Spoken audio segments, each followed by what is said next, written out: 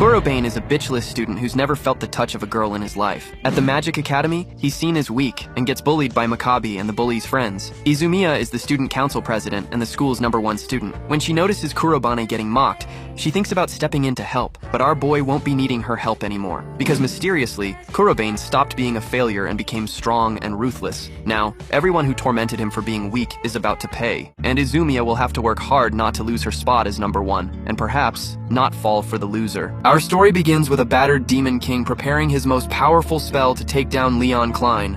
Staring at his opponent in sheer terror, the monster bursts out laughing, screaming that this is the end, and fires a massive fireball straight at Leon, but Leon just stands there, calmly watching it approach. Leon casts an ice spell to deflect the attack and finish him off once and for all. As humanity's last hope, it's his duty to free the world from the tyranny of the Demon King, Belfar. Even while blocking the attack, Leon spots a weakness to counter. Taking advantage of the disoriented Demon King, who has completely lost track of him, the mage stomps his foot and conjures a wall of sharp ice spikes right beneath the fireball. Too focused on attacking, Belfar fails to track Leon's movements and leaves his defenses wide open. The Demon King is impaled by dozens of icy spears, giving his executioner one last glare before he dies. Belfar screams in rage that this isn't over before dissolving completely. Leon can barely believe he actually won, but he breathes a sigh of relief, knowing the threat is finally gone. With Demon King Belfar defeated by Leon's hands, peace returns to the world. A few days later, at the Tenuri orphanage where the mage grew up, a carriage is packed and ready for his departure. Leon's destination is the royal castle. While he's talking to the driver, a little girl clutching a teddy bear runs up to him, calling his name and asking where he's going. Kneeling down, Leon explains that he's been called away on an urgent mission, asking his little sister to be a good girl and wait for him. He pats her head, promising to teach her magic when he gets back. A few hours later, Leon enters the royal palace's throne room, where he is welcomed by the king and Prince Shark. Kneeling before them, the mage greets his majesty and notes that it's been a long time since they last met. Suddenly, a familiar female voice calls out. Turning around, Leon sees Princess Sira standing there. He kisses her hand, and the king explains that he summoned her from a neighboring kingdom, specifically for this meeting. The king mentions that as soon as Sira heard Leon was coming to the castle, she rushed over as fast as she could. Leon asks his majesty why he was summoned. The king explains that according to Prince Shark, there's still a nearby cave where monsters keep spawning. Puzzled by this, Leon asks why monsters are still around if the Demon King has already been defeated. The sovereign explains that this is exactly why he needs Leon to investigate,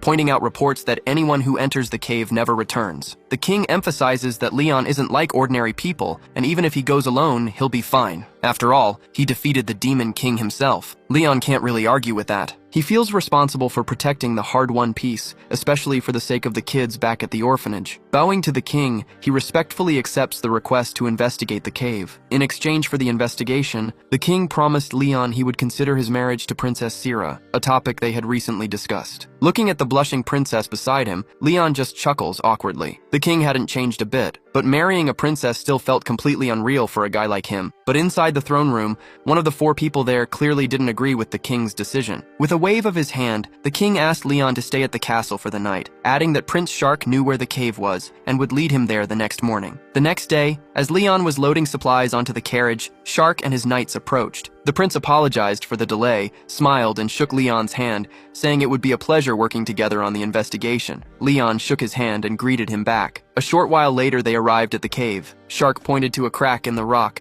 indicating the monsters were probably inside. Staring into the darkness, Leon suggested they proceed with caution. The place looked strange, with massive roots growing everywhere, forming a maze of tunnels. As he looked around, Leon felt a weird vibe, and wondered if the aura of this place was the reason people were disappearing. He turned to warn Shark, but the prince snuck up behind him and ran a sword clean through Leon's chest. The wound wasn't immediately fatal, but Leon fell to his knees, unable to move, realizing the blade was poisoned. Turning around, he saw Shark coldly wiping the blood off his sword. Leon demanded to know why he was doing this, and the prince contemptuously told him that this was his execution ground. Shark claimed that Leon was in his way by getting too close to Princess Sarah, taking up the spot that rightfully belonged to him. Furious, Leon yelled that this was crazy and that he had no interest in political power. He was just doing his best for the kids at the orphanage. The prince covered his face and laughed out loud, his voice echoing through the cave. Then he revealed that the kids were already dead and threw something at Leon's face. Leon stared in confusion at the torn piece of a teddy bear that belonged to his little sister. Shark then explained that he had burned the orphanage to the ground with everyone inside the night before, and then casually stomped on the toy's head. The prince added that it would be a hassle if people started looking for the missing hero, and with a smirk, said they could now go to heaven together. Facing this horrific reality, rage and fear mixed in Leon's eyes. Before he could even scream, the prince kicked him hard in the chest. Still paralyzed by the poison, Leon fell helplessly into the abyss. Shark said a mocking goodbye, thanking the hero of justice for his service. As he plummeted into the endless dark, Leon's fury was so intense he couldn't even utter a word. All he could do was accept his looming death. Moments later, he hit the bottom of the cave and a deadly silence filled the area. A long time passed before a drop of water fell on his face, waking him up. Leon gasped and opened his eyes, realizing he was still in the cave, sitting in a pool of water. He moved his arm, confirming that somehow he had survived the fall. Instantly, memories of Prince Shark's betrayal flooded his mind. Realizing that every word that bastard said was true, Leon slammed his fists against the ground in pure despair, screaming that he would never forgive him. He dragged himself out of the water, knowing he had to find a way out. The place was massive, and he had no idea which way to go. His thoughts were cut short when a strange violet light appeared in front of him. Right ahead, surrounded by an ominous aura, stood a monster that looked like a giant skeleton dog. It was an otherworldly creature, unlike anything Leon had ever faced. But with a single fireball launched straight at it, he managed to defeat it instantly. Leon walked over to the charred bones to figure out what the creature was. Just then, a system window popped up in front of his eyes, announcing that the secret quest of the Infinite Passage had been completed by the millionth player. Confused, he tried to touch the mysterious screen, but was cut off when another identical monster spawned right behind him. Not wanting to waste any time, Leon incinerated it with another fireball. When he looked back at the system window, he noticed the count had changed to 2. He realized that the more monsters he defeated, the higher the counter went. Even so, his main priority was still finding a way out. Wandering through the cave, Leon stumbled upon a water source filled with the skeletons and armor of past adventurers. He realized these were the people the king said had gone missing after entering the cave. Kneeling before the dead, he grew furious and swore he wouldn't end up like them. From that day on, Leon spent his time exploring and fighting. A whole year passed, and he still hadn't found the exit. The only thing keeping him sane through all the constant fighting was his desire for revenge against Shark. Every time he hit a milestone for defeating monsters, he learned a new magic spell. When he hit the 100,000 mark, he unlocked dark magic. At first,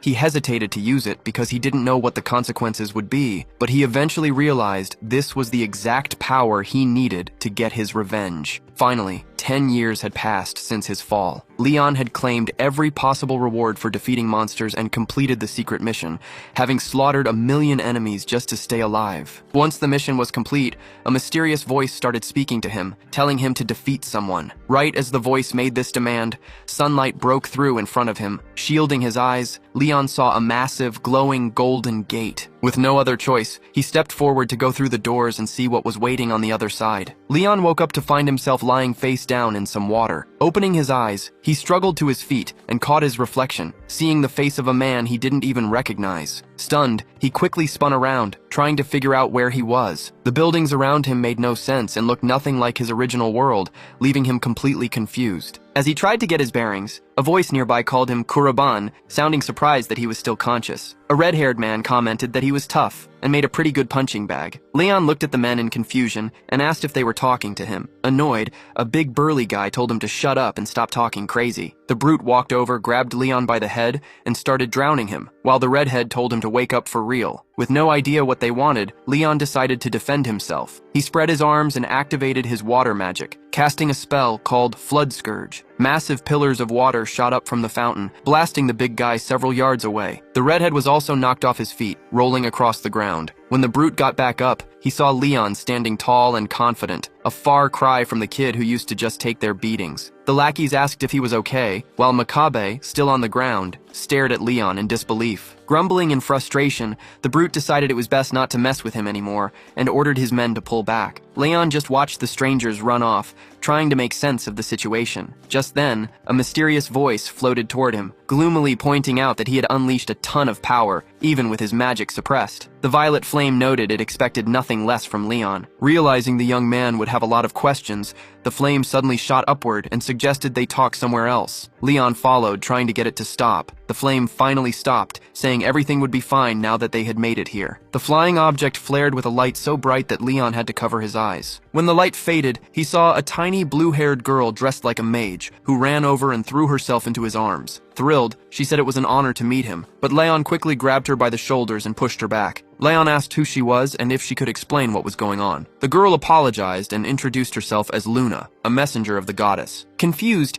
he asked what kind of messenger she was. Luna explained she had simplified the title and that she was actually a conduit for the dead. Luna explained that Leon really had died when he was pushed off the cliff in the cave. She revealed that he was now in a different world, possessing the body of a local kid through the goddess's power. After taking in so much information, it took Leon a moment to calm down and process everything. Luna apologized for dumping it all on him at once, admitting it was a lot to take in. Leon smiled and said it was fine, since he had already sorted out his thoughts. He then wondered why his master had brought him to this world. Luna was about to answer when a bright green light suddenly flashed in front of them, revealing a massive green gate, the exact same size as the one Leon had stepped through to leave the dungeon. Reaching her hand out to Leon, Luna mentioned that the portal had appeared at the perfect time and would help answer his question. Mesmerized by the massive gate, he had no idea what was waiting for him on the other side, but he stepped forward and crossed through the passage once again. As soon as he stepped through the gates, Leon saw something he hadn't seen in over a decade. Standing right in front of him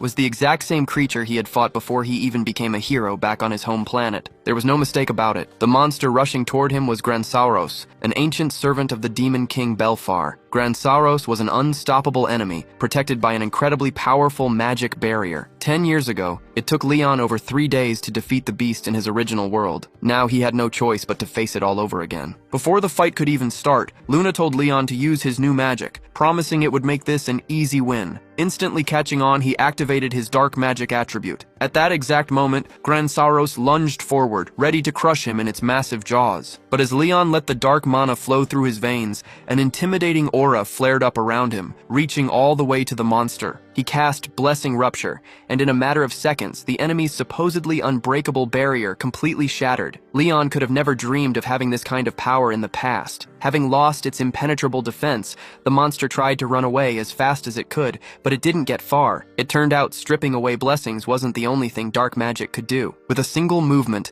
Leon cast Claws of Death, piercing the beast's neck. Gransauros collapsed dead at his feet. A battle against a creature that was once almost as powerful as the Demon King himself didn't even last 30 seconds. Luna cheered happily, congratulating him on the quick victory. Meanwhile, a shocked Leon just stared at his own hand, still wrapped in dark energy, unable to believe he possessed this much power. While the goddess's messenger kept celebrating, he just stood there for a moment, staring down at the corpse of Gransauros. He then looked over at the excited girl and asked, with a look of pure annoyance, why she hadn't just told him about this power from the very beginning. Luna apologized, explaining that it was better for him to see firsthand how different this strength was compared to what he used to have. With a deep sigh, Leon said he understood. If he had been transported here, it meant the Demon King Belfar was coming to this world too. Luna praised his sharp intuition and explained that the portal they just went through had formed because of Belfar's influence. She warned him that this world was now in danger of being destroyed by the Demon King's monsters. With that, Leon finally understood why the goddess had given him a guide and brought him to this place. Still, he wondered if Belfar was really the only reason he was summoned. Looking up, he noticed a barrier flickering nearby, bearing a very familiar emblem. It was the exact same symbol he had seen back in his original world, the tattoo on the palm of Shark's hand. Leon was instantly consumed by rage at the thought that he might have crossed over to this world too. Luna wanted to comfort him, but she suddenly spotted something that could ruin their future plans. Apologizing to Leon, the goddess's messenger quickly vanished to avoid causing him any trouble. A moment later, a suspicious female voice called out from behind, asking for a moment of his time. When Leon turned around, he stared in disbelief at the newcomer. The stranger walked up, greeted him, and asked if there was an open portal nearby. Luna, who seemed to be living inside Leon's head, immediately smelled trouble and told him to play dumb. Taking her advice, he told the stranger he hadn't seen anything like that. The girl looked thoughtful, murmuring that it was weird because she could have sworn she felt a portal nearby. Looking closer at Leon's face, she suddenly recognized him and asked if he was the student who hung out with those delinquents. He tried to explain, but she just bowed and apologized. She explained that she had tried to stop them, but realized too late that there was nothing she could do. Smiling, Leon told her she had nothing to apologize for. He didn't even know who she was, but he instantly liked how honest and straightforward she was. After confirming one more time that he hadn't seen a portal,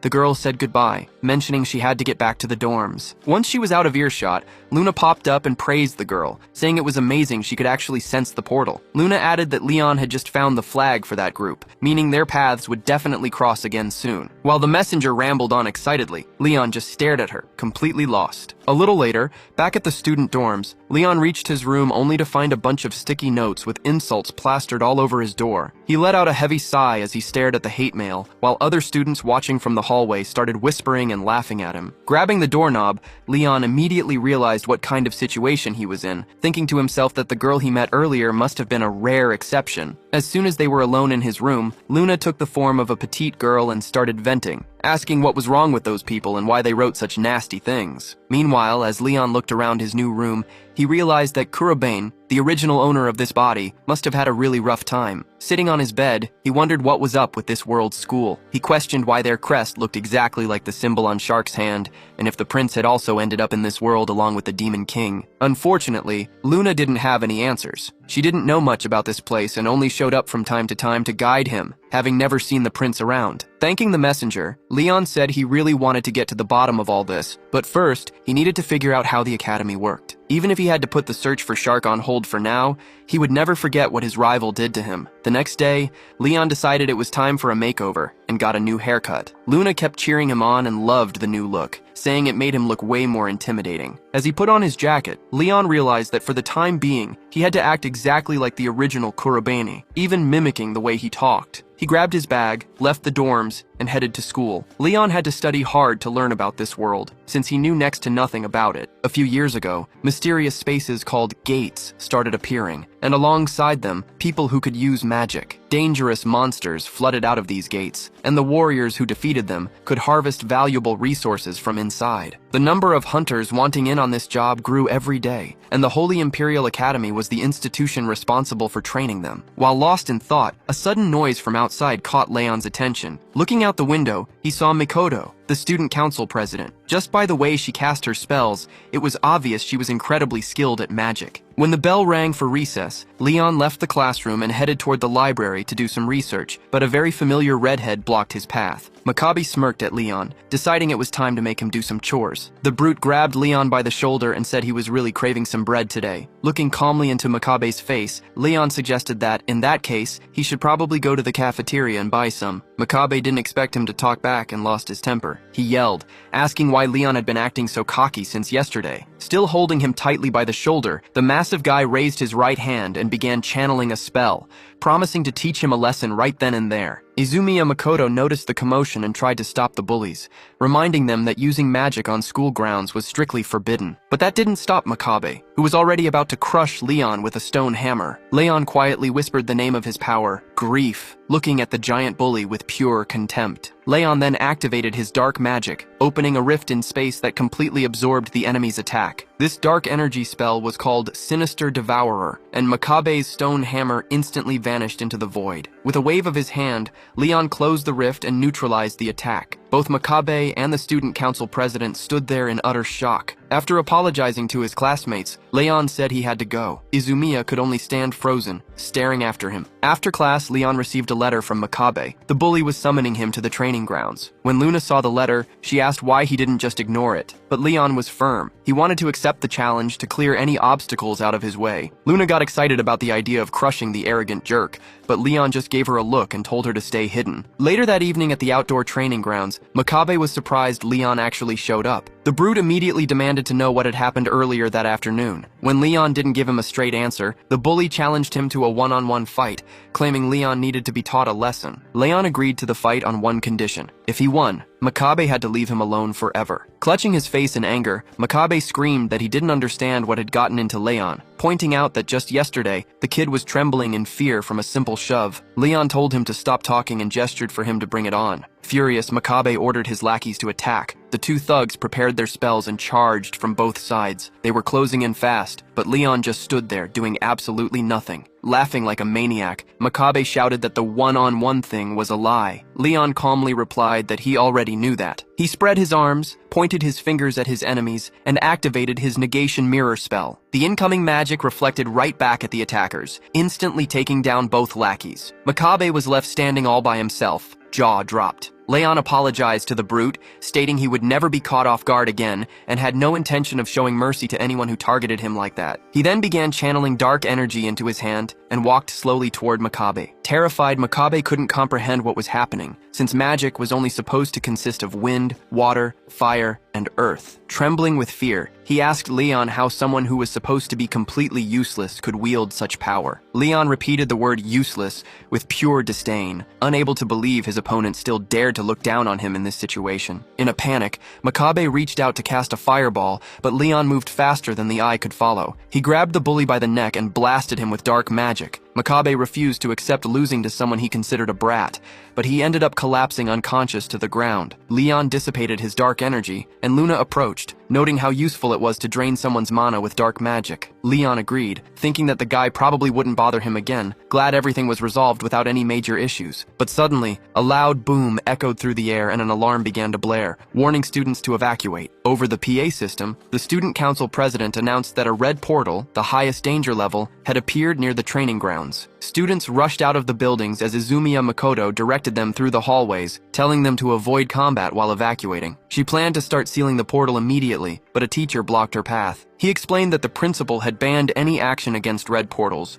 to prevent the academy from being held responsible if they failed. Izumi argued back, pointing out that a similar portal had caused massive damage to the nearby residents in the past. She insisted that dealing with these exact situations was the whole reason they were at the academy in the first place, which is why she had to seal it. Meanwhile, monsters started pouring out of the rift, cornering the nearest students. One student, lacking the speed or energy to outrun a pack of wild wolves, tried to fight back with a stone arrow. But these red category monsters were way too strong to take any damage from an attack like that. The kid would have been the first victim if Izumi hadn't rushed to his rescue. With precise shots of her ice spears, she skewered all the wolves attacking him. Izumi asked the terrified student if he could run and told him to go find help from the other students further away. Since the area was so close to the city and there were still students around, Izumi decided the only way to prevent any casualties was to defeat the dungeon boss. Watching from a distance, Leon and Luna saw her take on the monsters and head straight into the rift. Looking thoughtful, Leon asked his guide what it took to close the portal, and she replied that they just had to defeat the boss controlling it. Hearing this, Leon suggested they head in right away. Luna warned him that while dark magic was incredibly powerful, it consumed a massive amount of mana, making this move extremely dangerous. Leon wasn't bothered. He explained to the messenger that he wasn't doing this for anyone else, but he still couldn't just ignore a threat like this. He knew from personal experience just how devastating the consequences of doing nothing could be. Luna smiled, calling Leon a truly incredible person. As they reached the entrance, he told her they should hurry, and they both jumped into the portal. Meanwhile, Izumi Yamakoto was fighting for her life against the monsters inside the fire caves. As expected from red category beasts, the fight was brutal. Just as she was reaching her limit, a flame serpent reared up behind her. Izumi realized she wouldn't have time to dodge. But right at that moment, dark magic surged, and death claws pierced right through the massive creature. Stunned by the dark energy of the defeated monster, she tried to process what had just happened. It took her a moment to realize who her savior was. Peering into the darkness of the cave, she recognized her classmate, Leon Kurabane, a guy who used to just run errands for bullies, now standing inside a red category portal after saving her life. Approaching him, Izumi asked if her eyes were playing tricks on her. Leon stepped over the dead creature's tail and said he was just glad she wasn't hurt. She thanked him for the rescue and asked what kind of magic he had used, demanding to know who he really was. Leon turned around and reminded the student council president that they had bigger things to worry about. Their priority had to be closing the portal. Izumi agreed, saying they should keep moving. As they ran side by side, she stole another glance at the defeated serpent. She remembered that Leon had placed dead last in the academy's mock battle, which had seemed like a fair grade for him at the time. How was he capable of using such powerful magic? Deciding not to get distracted, she kept running with him deeper into the dungeon. Soon the two were surrounded by monsters on all sides. Without hesitating, Izumi cast a spell that trapped the enemies in a massive sphere of water, dragging them all to a single point. Unable to breathe, the monsters were completely neutralized, clearing their path forward. Leon was impressed by her skill, thinking she definitely deserved her reputation as the academy's top student. But moments later, the ground beneath them shattered in an earthquake, and a massive, one-eyed stone golem rose from the rocks. The creature lunged at Leon, but he dodged the attack effortlessly. Leaping backward, he reached out his hand and activated his dark magic, casting Blind Blade. A second later, the stone giant crumbled to pieces. Izumiya noticed that Leon had aimed right for the monster's weak spot, its eye, taking it down in a single hit. It wasn't just because of his unique magic. His speed and precision were insane, like a veteran warrior who'd been fighting for decades. Moments later, the two of them reached the chamber where the final boss was waiting. Kurobane asked Izumiya if she was ready. Once she nodded, they stepped through the entrance to the boss room. Standing before them was the dreaded lava dragon. Even textbooks classified this creature as an extremely dangerous monster. Staring at the sheer size of the beast, Izumiya froze. Kurobane snapped her back to reality, warning her to stay on her guard. He explained that the lava dragon would constantly breathe fire and use its tail for long-range sweeps. Right on cue, the monster started preparing its first attack. Opening its massive maw, it unleashed a powerful blast of plasma that melted everything in its path. Izumiya managed to dodge the fire, but she didn't react in time to the tail swipe Kurobane had just warned her about. Still, she managed to escape the impact without taking any damage. Seizing the opportunity, Izumiya launched an ice spear right at the lava dragon's face. However, the ice proved useless against the boss. The lava dragon's heat was so intense that it completely neutralized the elemental advantage. Even so, Izumiya's attack succeeded in drawing the monster's attention, making her the perfect decoy for Kurobane to close the distance. Positioned right in front of the creature's face, Kurobane unleashed his Death Claws skill. To avoid the devastating blow, the dragon flapped its wings frantically and took to the air, trying to get away from him. Kurobane hadn't realized the dragon could still fly, so he began planning his next move. Izumiya ran up to him and asked if they were just going to let it escape. Kurobane turned to her and asked if she could use any magic elements other than water. When she said yes, he asked her to try and slow the dragon down using wind magic. Izumiya told him she trusted him and immediately cast her wind spell. With her hands outstretched, Izumiya channeled her mana. The spell whipped up powerful air currents around the dragon, drastically cutting its flight speed. The beast roared as its movements were restricted. Just then, a system notification alerted Kurobane that the enemy's movements had been halted. Stepping forward, he activated his dark magic and cast Abyss Ruler. Instantly, the lava dragon's body was swarmed by hundreds of shadow butterflies. Kurobane waited for the perfect moment and snapped his fingers. The butterflies clinging to the monster glowed intensely as the dragon, still trapped by the wind currents, let out a massive roar. The next second, a deafening explosion went off. Izumiya covered her eyes from the blinding light. When the smoke cleared, the two students saw the lava dragon lying defeated on the ground. Kurobane's assistant goddess started praising him for the fight. Smiling, Izumiya mentioned she had a lot of questions, but admitted it was an incredible battle. Kurobane fist-bumped her and said they only won because of her help. Shortly after, the portal vanished and they were back in the real world. Looking around, Kurobane noted that the mission was accomplished, and the damage to the area seemed minimal. Their conversation was cut short by a man's voice calling out to Izumiya. Standing next to a car, a guy in a suit demanded to know why she had ignored his orders. This was Shido Atsushi, the headmaster of the Holy Imperial Academy. An annoyed Shido asked Izumiya how she planned to explain her disobedience. This was the first time Leon Klein had ever seen the headmaster. Shido had founded the institution, taking young mages under his wing and making a fortune in the process. Since he ran the place, there was a chance he was connected to Shark, but Leon figured it was too early to jump to conclusions. Izumiya tried to defend herself, arguing that students couldn't just stand by and ignore such danger. Shido cut her off, saying a sense of justice was no excuse, especially when her failure could have ruined the academy's reputation. This ticked Kurobane off, and he questioned if the headmaster couldn't find better words to describe a student's courage and determination. Shido snapped back, asking who he was to give his opinion, stating that no outsiders were allowed there. Izumiya explained that Kurobane wasn't an outsider and was the sole reason they managed to clear the red portal. The headmaster laughed in disbelief, unable to comprehend why the student council president was defending a loser who ranked dead last in the academy. Shido headed toward his car, saying he wasn't going to listen to this nonsense anymore. Izumiya tried to stop him to prove her point, but the headmaster turned and told her to deal with the consequences of her actions instead of playing around with him, before getting in his car and driving off. The man caught Leon's interest, and he now had to find out if Shido had any ties to Shark. Later that night, he returned to his dorm with Luna. The goddess's messenger complained about how insufferable the headmaster was, noting that everyone at the academy seemed to treat Kurobane like garbage. While Luna rambled, she noticed Leon looking through the diary of Kurobane, the student whose body he had taken over after losing consciousness. From the notes, it was obvious the boy had been suffering from severe nervous exhaustion. Leon read a few passages aloud, closed the notebook, walked to the window and looked up at the moon. That night, he promised himself he would prove everyone wrong. Meanwhile, in his office, Shido Atsushi smoked a cigar while looking over some documents. To him, Kurobani's record proved he was a total loser, and it irritated the headmaster that a worthless bug dared to talk back to him, probably not realizing he'd be expelled very soon anyway. In the shower, Izumiya was reflecting on the day's events. She couldn't understand how someone with such incredible skills could have the lowest rank. There had to be a mistake, because there was no way Kuroban could have gained such unmatched power in so little time. The next day, in the academy's main building, a guy blocked Kuroban's path and asked for a moment of his time. This was Naruse Shuya, the student council vice president. Naruse said he heard rumors that Kurobane came out of the portal yesterday with the president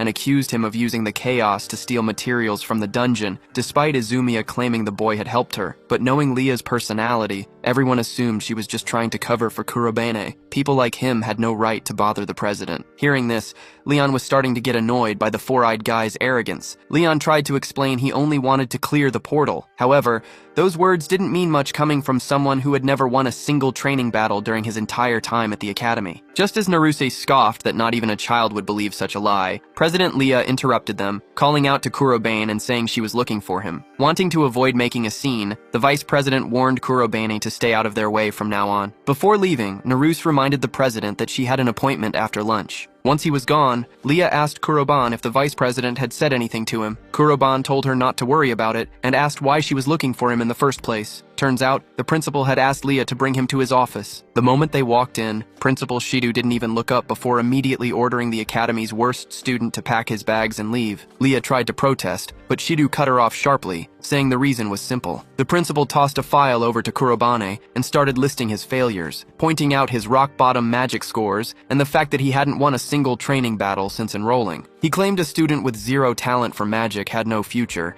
and that expelling him was actually an act of mercy. Hearing the principal's accusations, Kurobane reached down and picked up the file. If staying at the academy was the goal, he suggested a simple solution. He would just have to prove his strength. Since a series of training battles was scheduled for that month, Kurobane proposed a deal. If he won every single match, his expulsion would be cancelled. Shido was furious at first, but as he glanced at the paperwork on his desk, he suddenly calmed down. One of the matches was scheduled for the 31st, and Kurobane's opponent was none other than Naruse. Pretending to show mercy, the principal accepted the reckless proposal, completely confident that there was no way Kuroban could ever defeat the vice president. But for Leon, this deal was the perfect first step to clear Kurobane's name and start his hunt for the man named Shark. Later that night back at the dorms, Leon pulled out a sheet of paper and showed it to Luna. The two of them stared thoughtfully at the document. When they had left the principal's office earlier, Leah had tried to convince him to back down. She argued it wasn't fair for him to be expelled just for having bad grades. She knew Kurobane's real skills were unquestionable,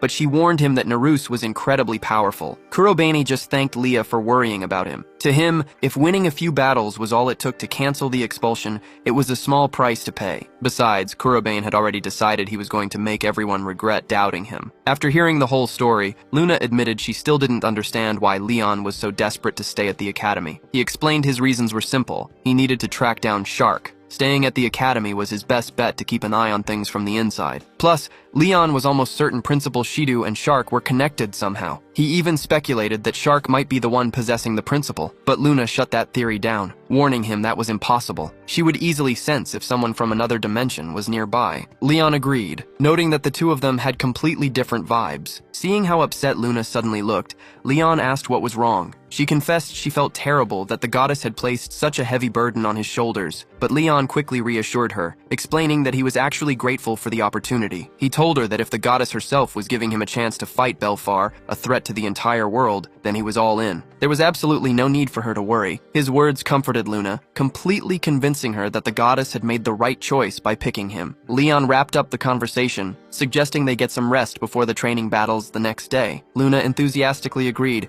declaring she was going to beat the principal tomorrow and wipe that arrogant smirk right off his face. The next day, the training battles kicked off. Seeing that his opponent was the weakest student in the academy, a brown-haired kid laughed. eager for an easy win. The crowd cheered him on, yelling for him to humiliate his opponent and drag the loser through the mud. Kurobane didn't say a word, only letting out a heavy sigh as soon as the signal to fight was given. The brown-haired kid lunged forward, telling Kurobane to get ready for a trip to the infirmary. With a wave of his hand, he launched a blast of wind magic, but a second later, Kurobane vanished right before everyone's eyes. Surprised, his opponent figured his spell had just blasted him away. Suddenly, Kurobane appeared right behind him. Using earth magic, he fired a blast of stone straight into the student's chest, catching him completely off guard. The winner of the first match was decided in less than a minute. The worst student in the Imperial Academy had just defeated the 23rd ranked fighter. No one in the crowd could keep up with Kurobane's movements, and the speed of his spell was unbelievable. He didn't even need to use dark magic. From that moment on, Kurobane's strength started drawing everyone's attention. In his next few fights, he kept crushing his opponents without facing any real resistance. The referee announced Kurobane's victory just seconds after each match started. Principal Shido was furious,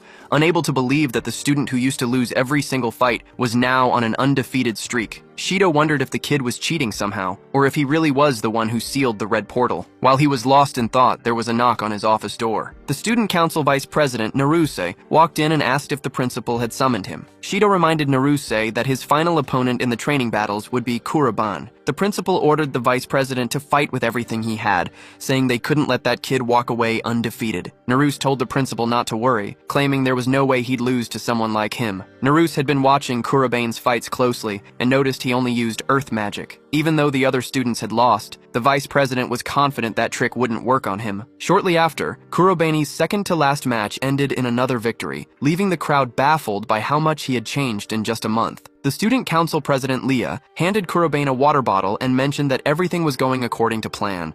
Now, only one opponent stood between them and winning their bet. However, this could be his toughest match yet. After a few fights between other students, it was time for the final battle. Before the match started, Naruse commented that his opponent had gotten incredibly lucky today, but unfortunately for him, his luck was about to run out. Kurobane replied that it wasn't about luck. He was winning because he had to win, and he was confident he would beat the vice president tonight. His words infuriated Naruse. Taking his combat stance, he said he wanted to see Kurobane talk like that when he was face down on the ground. The stands were packed, with everyone anxious to see the second-ranked student crush the academy's former worst loser. The start signal sounded. Something about his opponent was making Naruse uneasy. He wondered how someone from the very bottom could suddenly awaken like this. He even considered if Kurobane had been hiding his skills from the start just to grab attention with a winning streak, though that seemed ridiculous. Determined to show his real strength, the vice president activated high-level wind magic. He conjured a magic bow, drew a lightning arrow, and fired. The projectile split into three and shot forward at insane speeds. But Kurobane instantly activated earth magic and raised a stone wall, blocking the attack. All three arrows slammed into the barrier and vanished. Naruse couldn't believe his eyes. He couldn't understand how Kurobane had blocked a lightning attack, even with his high-level wind magic active. To the vice president, even if Kurobane had better stats, their difference in raw power should have made up for it. Still, he couldn't panic. Based on what he'd seen, Kurobane should only be able to use earth magic. So, Naruse decided to try another approach. Switching to the earth element, he summoned several massive boulders right over his opponent's head and rained them down. But to everyone's absolute shock, Kurobane revealed a brand new power. Using wind magic, he blew Naruse's attack away with a massive gust of air. The rocks crashed harmlessly to the ground,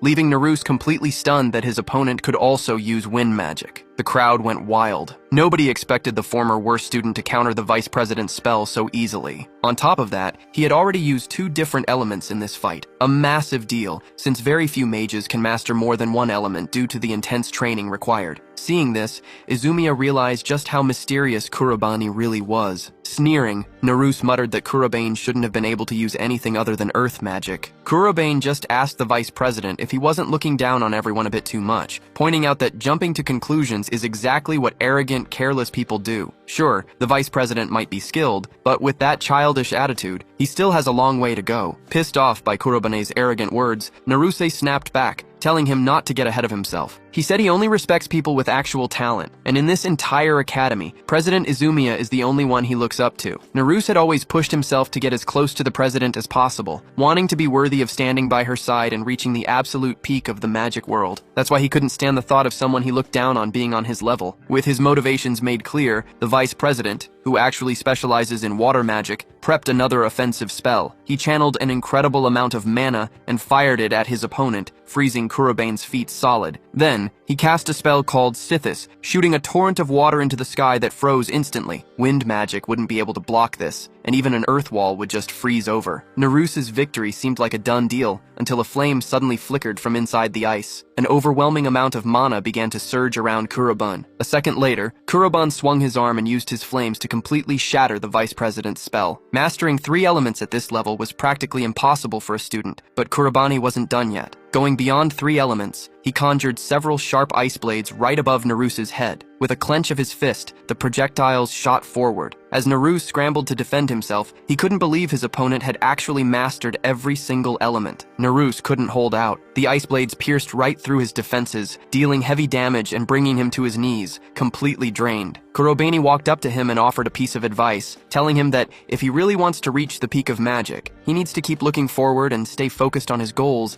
even if there are still things far beyond his reach. Those words struck a chord, reminding Narus of why he fought and what his ambitions were in the first place. Terrified, he wondered who on earth he was even fighting. Looking up at Kurobane, he suddenly lunged for one last attack, but his strength completely failed him, sealing the victory for Kuroban. That same night at the Imperial Academy, the director slammed his hand on his desk, crumbling Kurobane's file. He couldn't believe a kid who was supposed to be completely useless actually possessed all 4 elements. But then he remembered Izumiya's words, confirming they only managed to close the gate because of him. Furious, the director grabbed his phone and dialed a number, muttering that he would find a way to get Kuroban expelled no matter what. However, by winning his fight against the vice president, Kuroban had already managed to convince Shidu to call off the expulsion. Now the only question was what Leon should do next. He wanted to question the director directly, but the man was away on a business trip. In other words, Leon's immediate task was to keep blocking the gates. He figured that doing this might lure out those connected to Belfar, drawing them out of hiding on his own terms. Now he just had to figure out exactly who he was targeting. The next day, Leon headed to the academy for classes. After the next lesson,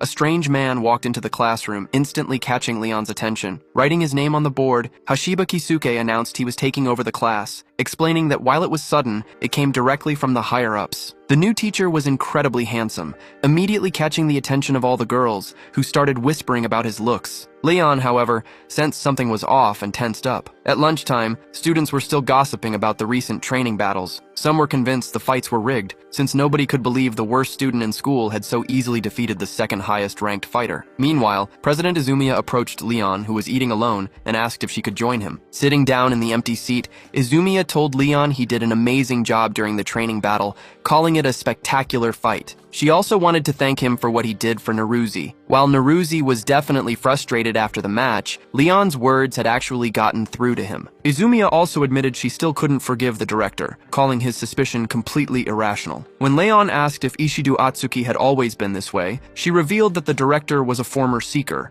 and there were recent rumors about him having some shady connections. This immediately caught Leon's attention. Their conversation was cut short when the TV in the cafeteria began broadcasting the news. The report stated that recent incidents near the Imperial Academy showed gates were appearing much more frequently. Although they had all been closed quickly so far, people needed to stay alert. The news anchor warned non-magic users to stay far away from the gates under any circumstances. Watching the broadcast, Leon remembered what Luna had told him recently. If he went beyond the gate he came from, this world could end up destroyed by monsters. There was no way he'd let Belfar have his way. Leon was just about to look into something related to this and decided to ask Izumiya for some information. A little later, after dark, Leon and the goddess's messenger were standing on a deserted city street. He had decided to go on patrol to see if another gate would open. Lately, Leon had been secretly closing every single gate that popped up in the area the moment they appeared. The fact that he was doing all this behind the scenes completely charmed Luna. As she was praising him, another gate suddenly ripped open right in front of them. It was up to Leon to clear this green category gate, and he immediately stepped inside the dungeon. This time, the dungeon turned out to be a massive, dense forest. Since visibility was terrible, Luna warned Leon to be careful as they moved forward. Leon headed in, taking down the monsters one by one. Eventually, he reached the deepest part of the dungeon. To their surprise,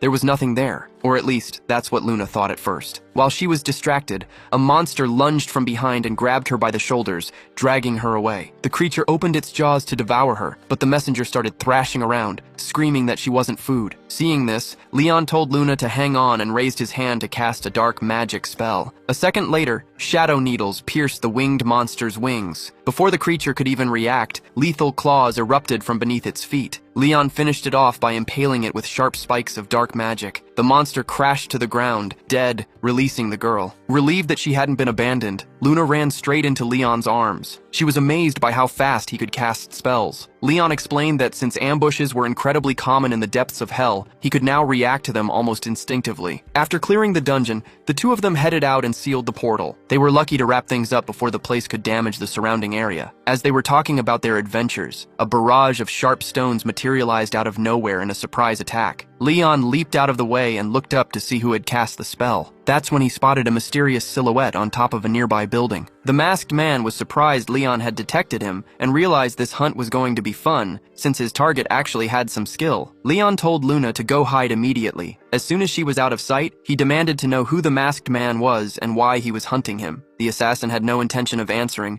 and launched a barrage of fireballs instead. Leon dodged the attack, which impressed the assassin. The killer could summon fireballs at incredible speed and was sure Leon wouldn't be able to escape from such a bad position. However, Leon activated his dark magic. A dark rift opened up in the path of the projectiles, absorbing all of them effortlessly. The assassin had never seen that kind of magic before, but he was still determined to capture his target. But before he could make a move, deadly claws suddenly formed beneath his feet. The man managed to jump aside, but he didn't escape unscathed. Realizing his intel on Leon's powers was completely wrong, he decided to retreat immediately. Luna came out of hiding and asked Leon if he was okay. After telling her he was fine, Leon stood there for a moment, trying to make sense of what just happened. Back at the dorms, the two started guessing who could have hired the assassin. It was still too early to tell, but at least Leon would now be able to track the assassin's movements, who likely had a connection to someone at the academy. Next time, Leon planned to capture him himself and drag every piece of information out of him. The next day, Leon was back in class, but he couldn't stop thinking about their new teacher. Once class let out, that very teacher, Hashiba Kisuke, walked up to him. Kisuke brought up the rumors about Leon's solo clearing a red gate. Leon just shrugged it off, saying the academy director didn't believe it actually happened. But Kisuke smiled and said he believed him. Kisuke mentioned he'd watched Leon fight in the training battle the other day. He placed a hand on Leon's shoulder, saying he was excited to see how the boy would prove himself in the future,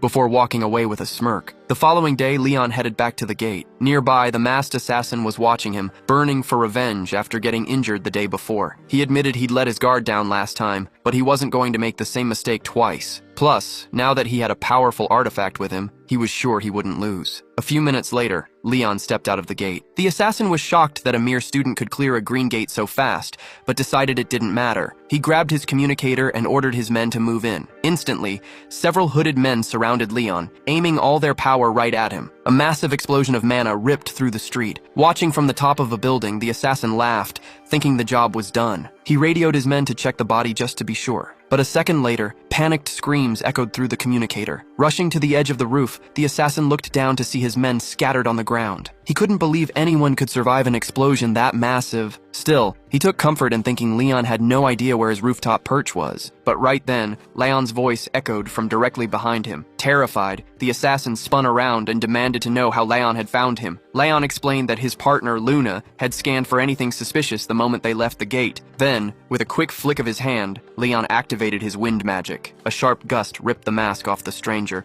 revealing his true identity. It was Professor Hashiba Kisuke. Leon had already figured it out. When Kisuke asked how, Leon pointed out that the professor had used different hands to hold the chalk during his lectures today compared to the day before. He figured Kisuke was forced to switch because of the injury his right arm took during their first fight. On top of that, Leon had dug into Kisuke's past and found out he was a former hunter who specialized in the exact homing fire magic used the previous day. Leon demanded to know why he was being targeted. Kisuke burst into a loud laugh, praising Leon for putting the pieces together. But he warned Leon that he was still just a student. He unleashed a massive firestorm, cornering Leon with absolutely no way out. Kisuke boasted that he had slaughtered thousands of monsters with that very magic, and told Leon he'd die the same way before launching the flames right at him, but Leon didn't even flinch. He casually remarked that there was nothing about magic he didn't know, brushed off the attack, and decided to show the professor how fire magic is actually used. Leon unleashed a spell called Crimson Flame. Watching the fire rush toward him,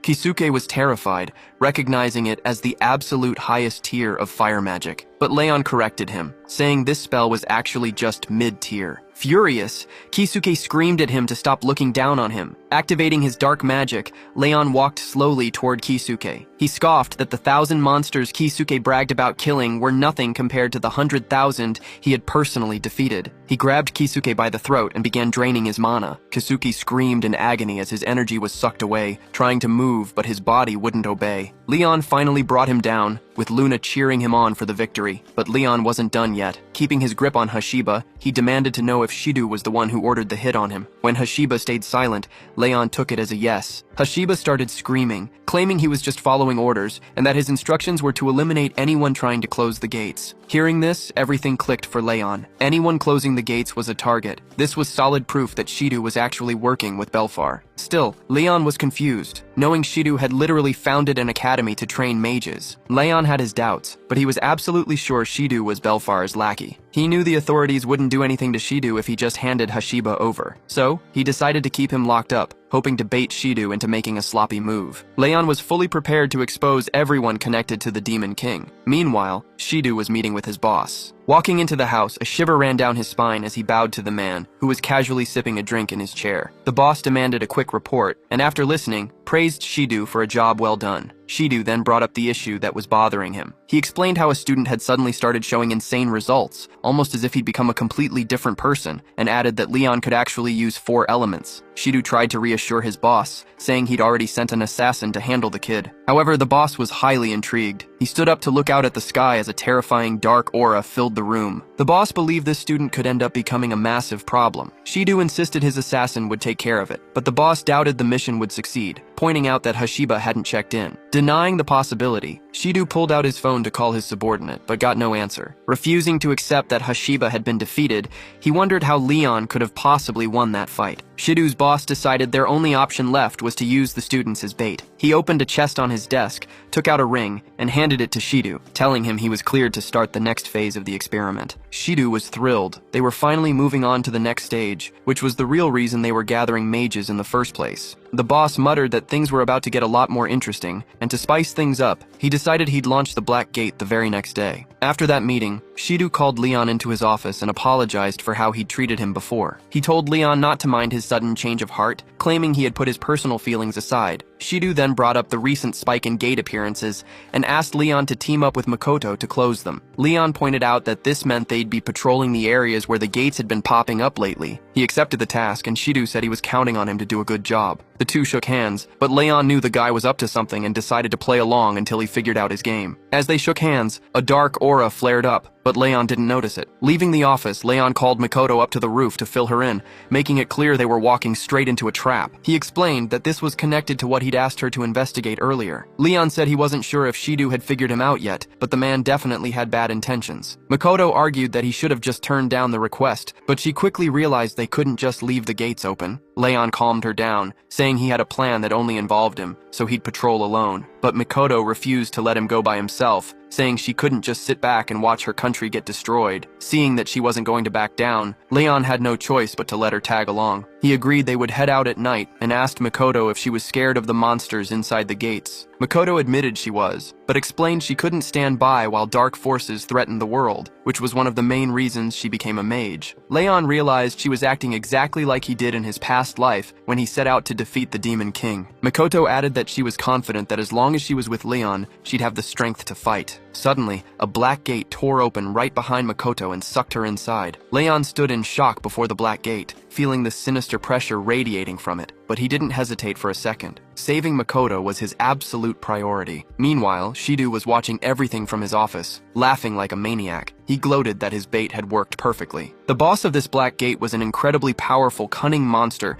that fed on mages with high mana, and Shido was thrilled to see how Leon would try to beat it. Just as Leon was about to jump into the portal, Luna stopped him, pointing out how extremely dangerous the gate felt. Luna was deeply worried about the evil waiting for them inside. Leon understood her concern. Since the gate had appeared right where they were patrolling, he was convinced this was Shido's doing. He wondered if his rival's plan was to trap both him and Makoto inside. Before he could think further, monsters began pouring out of the portal. Leon wanted to go in, but he couldn't just ignore the creatures spawning in front of him. Suddenly, magic arrows flew out of nowhere, taking the monsters down. Leon looked around and saw Naruzi. Naruzi demanded to know what was going on, and Leon quickly explained that Makoto was trapped inside the black gate. Naruzi was shocked. As more monsters surged forward, Leon said they needed to fight, but Naruzi told him to go inside the portal while he handled the beasts on the outside. Leon thanked him and rushed in. Naruzi admitted to himself that Leon was their best shot at rescuing Makoto, and began firing his magic arrows at the beasts. As soon as Leon entered the gate, he ran straight into a lava dragon, a boss-level monster. Without missing a beat, he activated his dark energy, conjured a blade, and sliced the creature down in a single strike. More dragons appeared right after, and he began wiping them out with his magic, all while Shido watched the screen from his office. A bit later, Leon reached the deepest part of the gate. Luna noticed he looked exhausted and asked if he was okay, but he reassured her, saying he had survived much worse battles and this was nothing. Luna agreed, knowing their only goal right now was to rescue Makoto. Meanwhile, Makoto finally woke up and realized she was being held captive by a monster that was actively draining her mana. She worried about the destruction the creature would cause if it reached the outside world,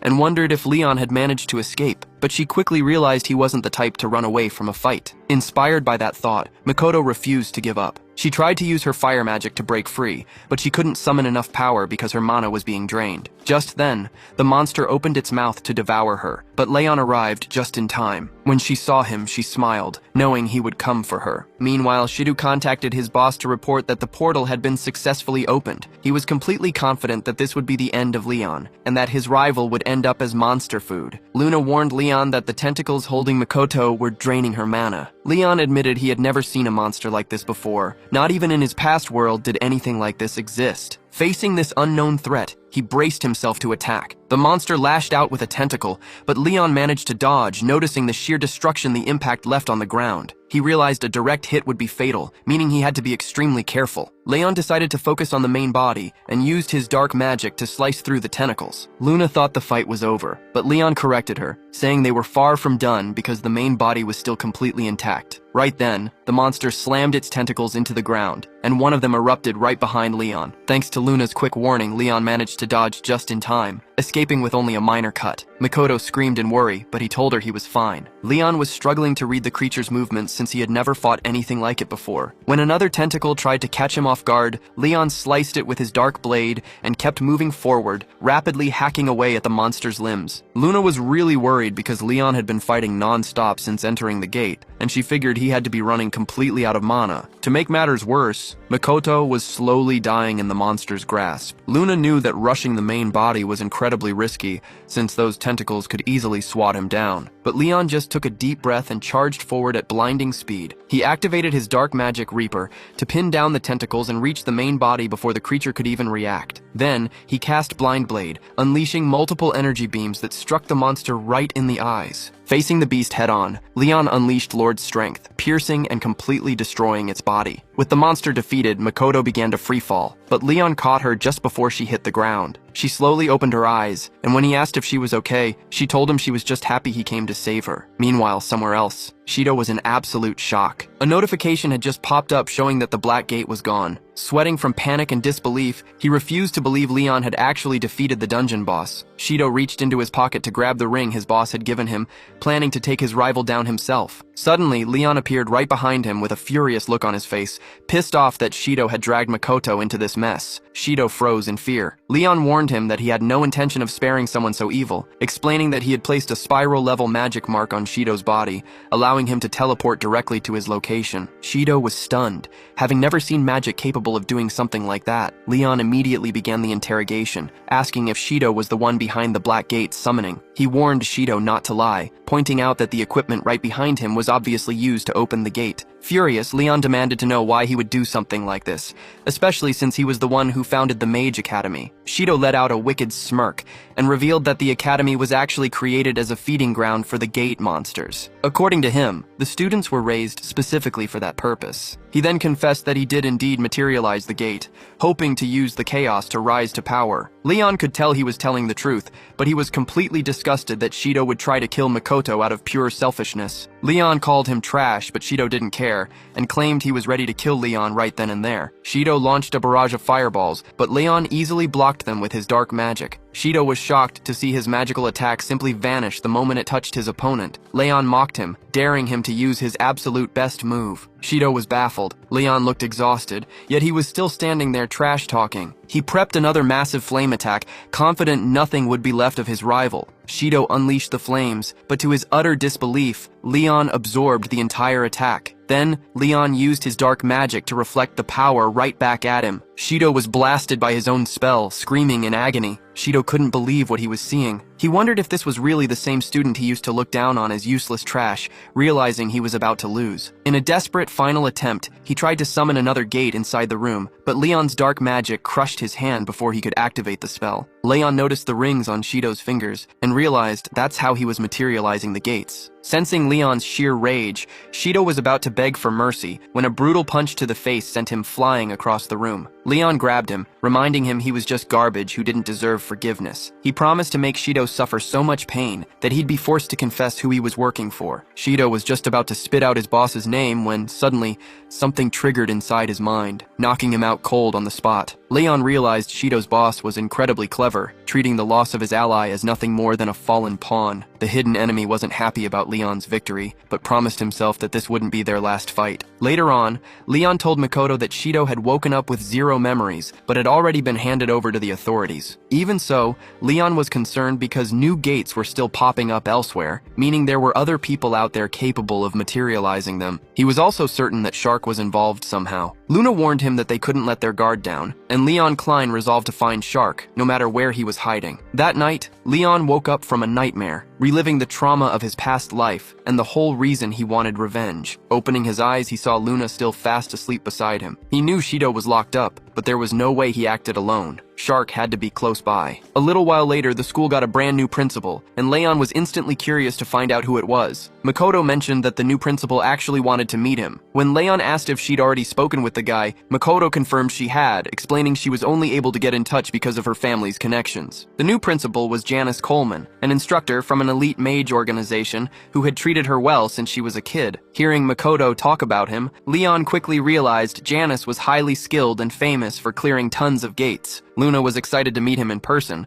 and Leon hoped he'd be a competent, reliable mage. Still, Leon couldn't help but think he shouldn't trust a guy named Janice. The second they walked into his office, Janice excitedly ran right up to them. Seeing him so hyper, Leon whispered to Makoto, asking if the principal was always like this. She confirmed he was. Janice then asked Leon if he'd ever heard of him. Leon said yes, explaining he knew the principal came from an elite mage organization. That organization was called Saber, and they were responsible for handling the gates appearing across the world, acting as humanity's protectors. Janice explained that academy students would have a chance to join Saber after graduation, but made sure to point out that only the absolute best were accepted. He then started bragging about how he was a powerful mage with a high-ranking position in the organization, which left Leon pretty amused by his sheer confidence. Makoto cut Janice off, reminding him that they had something important to discuss with Leon. Right then, Janice's attitude completely changed. His smile vanished and he got dead serious. He reminded Leon that the world was in constant danger because of the gates. Leon said he was well aware,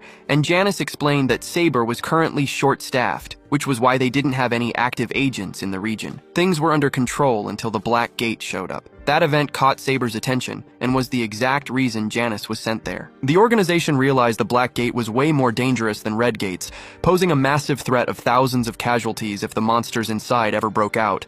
Janice stressed how crucial it was to monitor these gates, but admitted Saber simply didn't have the manpower. Since they were so short-handed, he asked for Makoto and Leon's help, having heard reports that the two of them were the ones who cleared the Black Gate. Knowing how difficult it would be for even Saber's elite mages to close a Black Gate, Janice didn't hesitate to ask for their support after seeing what they were capable of. Leon shook the principal's hand, promising he'd be ready to help. Makoto tried to chime in and explained that Leon had actually cleared the gate all by himself. But suddenly, the alarm blared, signaling that a red gate had just opened near the school. Janice smiled, seeing this as the perfect chance to test their skills. Leon and Makoto headed straight to the scene. Leon told Janice to hold the line and handle any monsters that managed to escape the gate, and the principal agreed. Just as the two were about to head inside, Maruz showed up and asked to join them. Leon accepted the extra help to boost their numbers, and they all stepped through the gate. Once inside, Leon understood why Janice wanted to see them work as a team. It reminded him of how things worked in his past world, where you had to fight alongside others to build trust. For Leon, he had no problem fighting beside Makoto or anyone else, as long as it got the job done. As they pushed deeper into the gate, they quickly ran into a horde of monsters. Makoto stepped up to take on the wolf-like beasts. Using her water magic, she conjured ice attacks and impaled the enemies. One of the monsters slipped past her and lunged at Makoto, but Leon intercepted and took it out. While he was helping her, a golem almost caught Leon off guard. He shouted at Maruze to aim for the creature's eyes. Maruze fired off his arrows,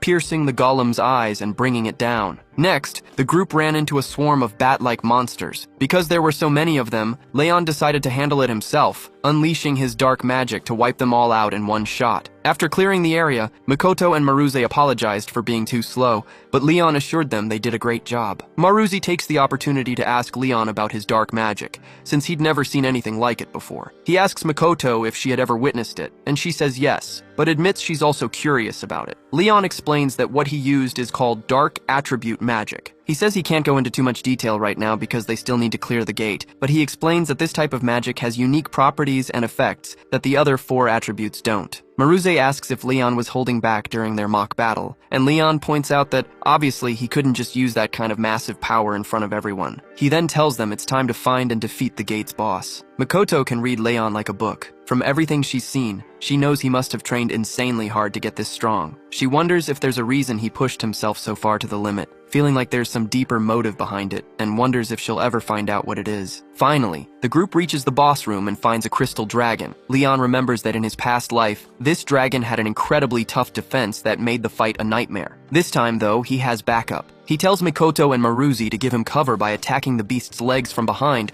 while he takes it head on. The moment Leon charges at the monster, Makoto, Maruze, and Ajin freeze the creature in place with ice magic. This gives Leon the perfect opening to draw his weapon and decapitate the dragon in a single strike. With the gate cleared, the group heads back outside and finds Janice waiting for them. Janice admits he's proud of the group for exceeding his expectations. Leon realizes the instructor must have taken care of the monsters that managed to escape outside the gate. Janice says it was no trouble at all, considering surface monsters are incredibly easy compared to the ones the group just defeated. Leon tells Janice he needs to share something with him, since their ultimate goal is to close the gates together. He reveals that he has decided to form a clan with his friends and asks for permission for them to be the ones responsible for handling the gates. Janice is surprised to hear they want to start a clan of just 3 people with the sole purpose of closing gates. He mentions that students have never formed a clan before, but since the trio is so strong, he'll make an exception. Impressed by their initiative, Janice tells Leon they are free to do as they please. The instructor also assures them they don't need to worry about classes. Since he has total authority,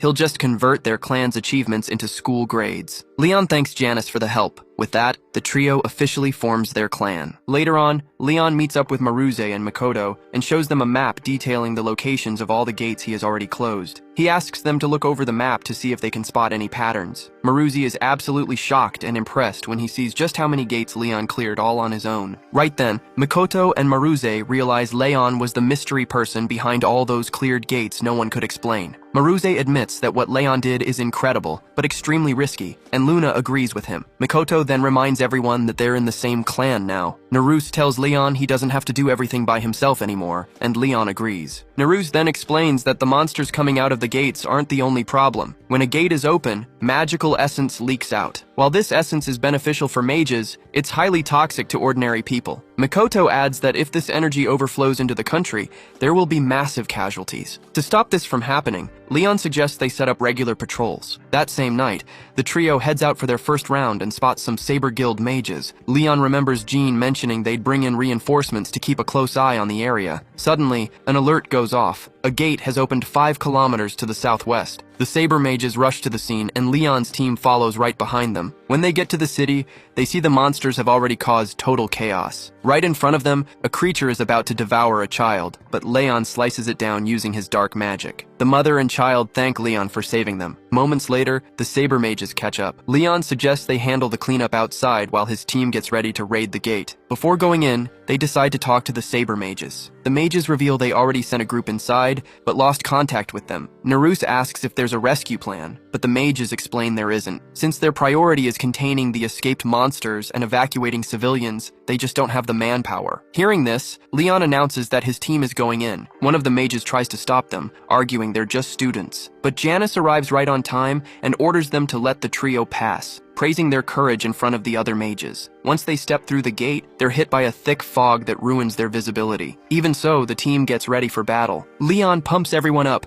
telling them to give it their all since this is their very first mission as a clan. Further in, the group finds several dead monsters, defeated by the mages who entered before them. They follow the trail, hoping to find those mages alive. Leon gets worried because he can sense the gate's boss is powerful, but he stays focused on saving everyone. Makoto is confident, and both she and Naruse want to prove their worth so Leon doesn't have to carry the whole team on his back. Meanwhile, the Saber Mages are struggling hard against the gate boss. They try fire and water attacks, but the monster blocks all of their magic. 2 party members end up injured while protecting their weakest ally. The monster gets ready to deliver the final blow, but Leon and his team show up just in time. Leon cuts off the creature's tentacles with his magic, saving the mages, who are shocked to see their saviors are just students. Makoto analyzes the monster and realizes it's a slime type, meaning its weakness should be its core. She and Naruse charge in to attack, but the creature tricks them and manages to trap them. Just as the monster is about to kill them, Leon uses his dark magic to free his teammates. Seeing that the creature is even more dangerous than it looks, Leon takes the lead. Powered up by his magic, he slices the monster in half with a single blow. The Saber Mages cheer in awe, and with the boss defeated, the gate closes, and everyone makes it back safely. The Saber Mages thank Leon and his clan for the help. They admit that without them, the subjugation team would have been wiped out. Leon tells them there's no need to thank him. They just did what had to be done. The leader of the subjugation team takes the chance to apologize for underestimating them, admitting he thought they were just kids. That night, Luna is incredibly proud of the clan's recognition, praising Leon for such a massive achievement. The Saber Mages were so grateful for the rescue that they even invited Leon to join them as soon as he graduates from the academy. Just then, there's a knock on the door. When Leon opens it, he's surprised to see Makoto so late at night. Worried, he asks if everything is okay. With a bright red face, Makoto asks if they can talk for a moment. Makoto asks Leon to train her in magic, admitting she can't stand being so weak compared to everyone else and needs help. Leon understands her determination. He remembers when she was attacked and couldn't do anything, feeling completely helpless. He tells her that was unavoidable, but she doesn't need someone to just comfort her. He agrees to help, on one condition. He's the one in charge of the training. Makoto agrees, thanking him deeply. Thinking to himself, Leon smiles, noting that being so direct is just like her. At the training grounds, Leon says they should start right away, and Makoto agrees. Just then, Naruse shows up and asks to join the training too. Makoto teases him, asking if he also wants to learn from the protagonist, which makes him blush. Watching from a distance, Leon realizes Naruse is just as eager to learn as Makoto. Naruse points out that as a clan, they can't afford to fall behind Leon, and from now on, they do everything together. Leon reflects that both of them already have near-perfect control over their magic and know the basics. However, he tells them they need to fix their bad habits, leaving them both confused. Using Makoto as an example, Leon explains that she has a habit of rushing ahead of everyone else. She realizes he's right, and Leon adds that she hyper-focuses, which creates blind spots. As for Naruse, Leon tells him he needs to start predicting his moves sooner. Confused,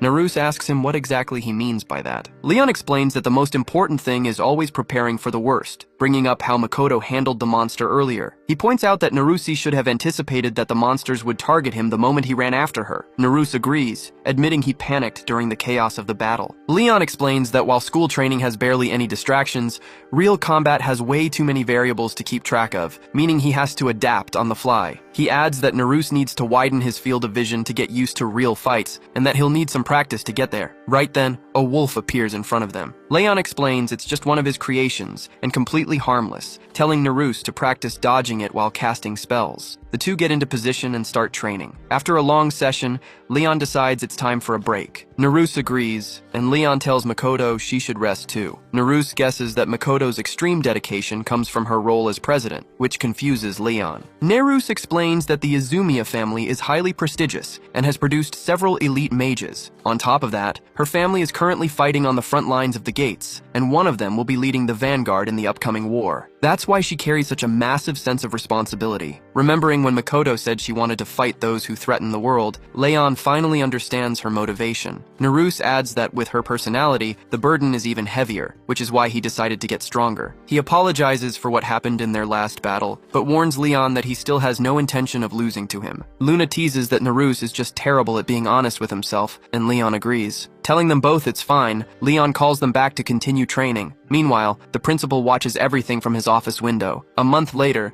the group charges at a massive monster as it swings its club. Leon warns them to focus on the main body, just as the orc smashes the ground where they were standing. Dropping down from above, Leon swings his scythe and slices the creature's arms clean off. Seeing the limbs fall, Naruse looks back as he moves forward, but the monster catches everyone off guard by regenerating and instantly regrowing its arm. The beast lunges directly at them, but they dodge. Mid-air, both of them cast their magic and fire straight at the monster, which stands frozen. The blast hits, and the monster collapses to the ground as everyone celebrates the victory. Watching from a distance, a man smiles and notes that Leon is achieving great things. He reflects that no matter the era, the world always calls out for a savior. Looking out over a garden, the man contemplates that his experiment is almost complete, muttering that he can't wait to finally meet Leon. Outside a building, people are handing out newspapers with the latest headlines. Inside, a red-haired student talks about the latest dungeon accomplishments. His friend adds that the president and vice president of the committee have formed a club. He explains that the rumors about Saber's evolution are spreading fast, making them quite famous among a group of mages. Right after, the red-haired boy notices that Leon is also in the news. His friend teases him, reminding him of the time Leon completely thrashed him,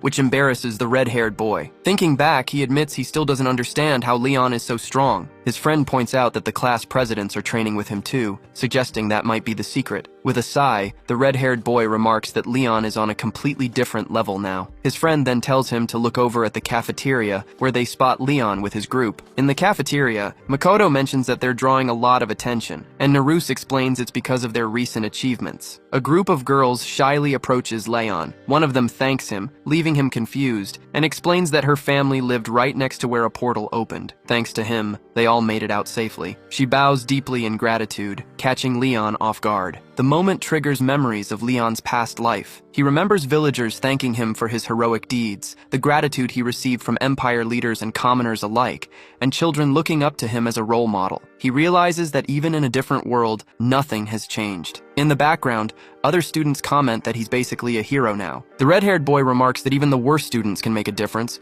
while the school bully watches from a corner and walks away grumbling. Later, the group finally manages to slip away from the crowd. Leon asks the others why the principal called them in, but nobody knows, and Luna is incredibly curious. When they enter the office, the principal welcomes them by praising their incredible work. He turns to Naruse and Mikoto, highlighting how surprising their growth has been. The two reply that it's all thanks to Leon's training. Curious, Mikoto asks the principal what this meeting is about. The principal tells them to just follow him, explaining they're going to pay a quick visit to the Saber branch. Once inside the car, the teenagers ask if they're really going to meet the branch's famous vice leader. The principal confirms it, explaining the man specifically asked to meet them. Leon asks Naruse if he knows the vice leader, and Naruse nods. Naruse describes him, calling him Reiji, a young prodigy considered one of Saber's absolute best. Mikoto adds that he was the first student council president and was completely undefeated in mock battles. She mentions that after joining Saber, Reiji became unstoppable in the dungeons, clearing countless gates. Mikoto wonders why someone like him would want to see them, but the principal just tells her to relax, saying she'll find out soon enough. Leon remains lost in thought for the rest of the ride. When they arrive at Saber's 7th branch, the principal leads the group to Reiji's office, where he's waiting for them on the couch. He welcomes them, saying they must be the students from the rumors. He starts listing some of their recent achievements, explaining that he felt like he just had to meet them in person after hearing about what they did. Reiji walks up to Leon and asks if he isn't happy about it. Looking at his attitude, Both Leon and Luna instantly realize this guy is incredibly arrogant. Reiji reaches out to shake Leon's hand, saying it's good to meet him, but the moment Leon takes his hand, he's hit by a terrifying aura. Leon is left wondering what the hell that was while his friends call out to him. Reiji notices that Leon felt his aura and thinks to himself that the kid really is interesting. He tells Leon not to get so defensive, claiming he only released his energy to give him a little scare. Reiji admits his original plan was just to say hello and send them on their way, but he's changed his mind. Now, he wants to have a quick match with Leon first. Down in the training grounds, Reiji remarks that fighting without an audience is kind of boring, but it'll have to do. He adds that with no one else around, Leon can use more of his actual power. Leon just watches him silently, on high alert. Just before heading to the arena, Leon had asked why they were even fighting. Reiji simply replied that he's obsessed with combat, and since Leon has such exceptional talent, he wanted to see what the kid is made of. Then he asked if Leon was up for the challenge or not. Back in the present, Leon thinks about how impressive Reiji must be to stand out in a massive group like Saber. He looks back at the moment he felt that intense intimidation from his opponent. Watching from the sidelines, the principal comments that Reiji hasn't changed a bit, while Makoto notes that he seems really eager to fight. The principal figures Reiji is probably just testing Leon to see what he can bring to Saber's combat force. The blonde man adds that while he believes in Leon, this is going to be a tough fight. Makoto disagrees, saying that with Leon, anything is possible. Summoning a fireball, Reiji announces they'll start with a test of endurance and hurls the attack. Leon figures that since it's just basic fire magic, it'll be easy to block. But Reiji warns him it won't be that simple, and a massive explosion erupts right where Leon is standing. His friends watch in shock, wondering what's happening as Leon gets caught in the blast. Suddenly, Reiji senses something and barely dodges a counterattack. He's surprised to see Leon standing right in front of him, completely unscathed. Reiji realizes Leon used an ice barrier to block the explosion and create a smokescreen as a distraction. This only makes Reiji even more excited to have such a skilled opponent. Makoto is amazed by Leon's reaction time, but she wonders how a simple fireball could cause that much damage. The principal explains that Reiji launched a second attack immediately after the fireball, which triggered the explosion. Watching Reiji's movements, Naruse wonders just how massive the level gap is between the two of them. Reiji announces it's time for round 2, summoning tornadoes that tear up the ground as they rush toward Leon. Leon realizes these spells are even stronger than the ones used by the legendary mages from his past life. Moving fast, he leaps over the tornadoes. High in the air, Leon prepares to strike. A massive wave begins to form next to Reiji, who realizes how fast the attack is and quickly dodges the water strike. Leon expected this and immediately sets up his next move, calculating that his opponent won't be able to dodge while in midair. Leon fires a barrage of projectiles, but Reiji manages to dodge them all, using the debris as platforms. Leon is shocked. Reiji keeps rushing forward, jumping across the flying rocks and conjures a magic weapon to attack. Leon does the same, and their weapons clash, forcing both of them back. Leon lands on the ground, waiting for his opponent's next move. Reiji praises Leon's performance so far, but asks if he's hiding a trump card or using some kind of secret magic. Ready to go all out, Reiji tells Leon not to hold back, and Leon agrees to up the ante. A purple flame appears in Leon's hand as he promises to show his real power. With a smug smile, Reiji asks if it was really worth hiding his true strength. Leon fires back that he wasn't trying to hide it, he just thought he could win without it. Watching closely, Reiji realizes this must be the mysterious attribute mentioned in the report. Thrilled, he admits he's never seen anything like it. In the stands, the director wonders if this is Leon's actual power, but Makoto tells him to pay closer attention because things are about to get interesting. Back in the fight, Reiji braces himself and tells Leon to give it everything he's got. He charges in to attack, prompting Leon to activate his secret skill. The clash completely shatters Reiji's ability, leaving him in utter disbelief. Backing away, Reiji stares at his sword, shocked to see it was sliced clean in half even though it was reinforced with second-class metal. He looks at Leon, wondering if this is the true power of the scythes. Leon notices his opponent's reaction, impressed that even against a brand new technique, Reiji didn't lose his focus or his intensity. Reiji praises Leon again and asks if he has any more spells like that up his sleeve. Leon plays dumb, saying maybe he does, maybe he doesn't. Reiji lets out a sarcastic laugh, noting that Leon is definitely different from the other kids. Determined, Reiji announces it's time for the final round and summons another tornado, unleashing his full potential. Up in the stands, Makoto points out that he's using 2 elements at the same time, which is incredibly rare. Luna adds that mastering just one attribute is hard enough, so mastering 2 must be on a whole different level. Ready for the strike, Reiji dares Leon to try and block it. He chants the spell, infusing the tornadoes with flames that completely engulf Leon. Realizing the scale of the attack,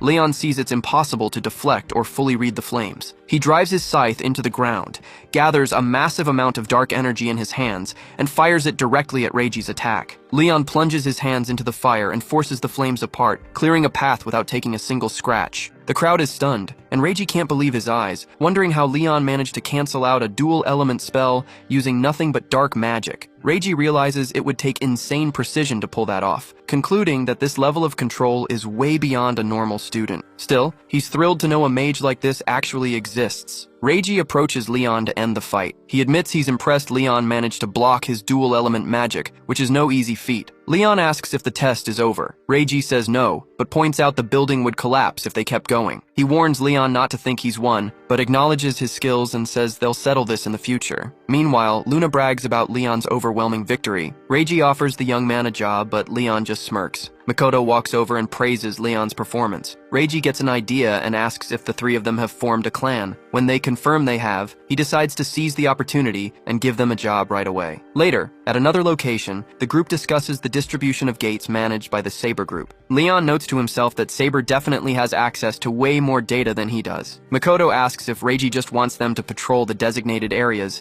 but he quickly shakes his head. He points to a section on the board and asks if they notice anything unusual. The group says no, pointing out there are no gates there. Reiji explains that's exactly the point. Gates have appeared everywhere except for that specific region. A bit nervous, Naruse thinks it over and agrees. Leon gets straight to the point, asking if there's something special about that place, and Reiji confirms there is. He explains he already sent some of his men there, but they found absolutely nothing. Because of that, he asks if the group is interested in investigating the area themselves. They exchange glances for a moment before Makoto and Naruse nod in agreement. With their approval, Leon makes the final call and accepts the job. At sunset, Leon and his friends arrive at the location, ready to start their investigation. Makoto mentions that nothing seems out of the ordinary and suggests asking the locals if they've noticed anything unusual. They begin their search, questioning people about any strange occurrences, but come up empty-handed. Suddenly, Luna mutters something, catching Leon's attention. She explains that she felt a strange presence, which instantly gets him curious. She points toward an alleyway right ahead,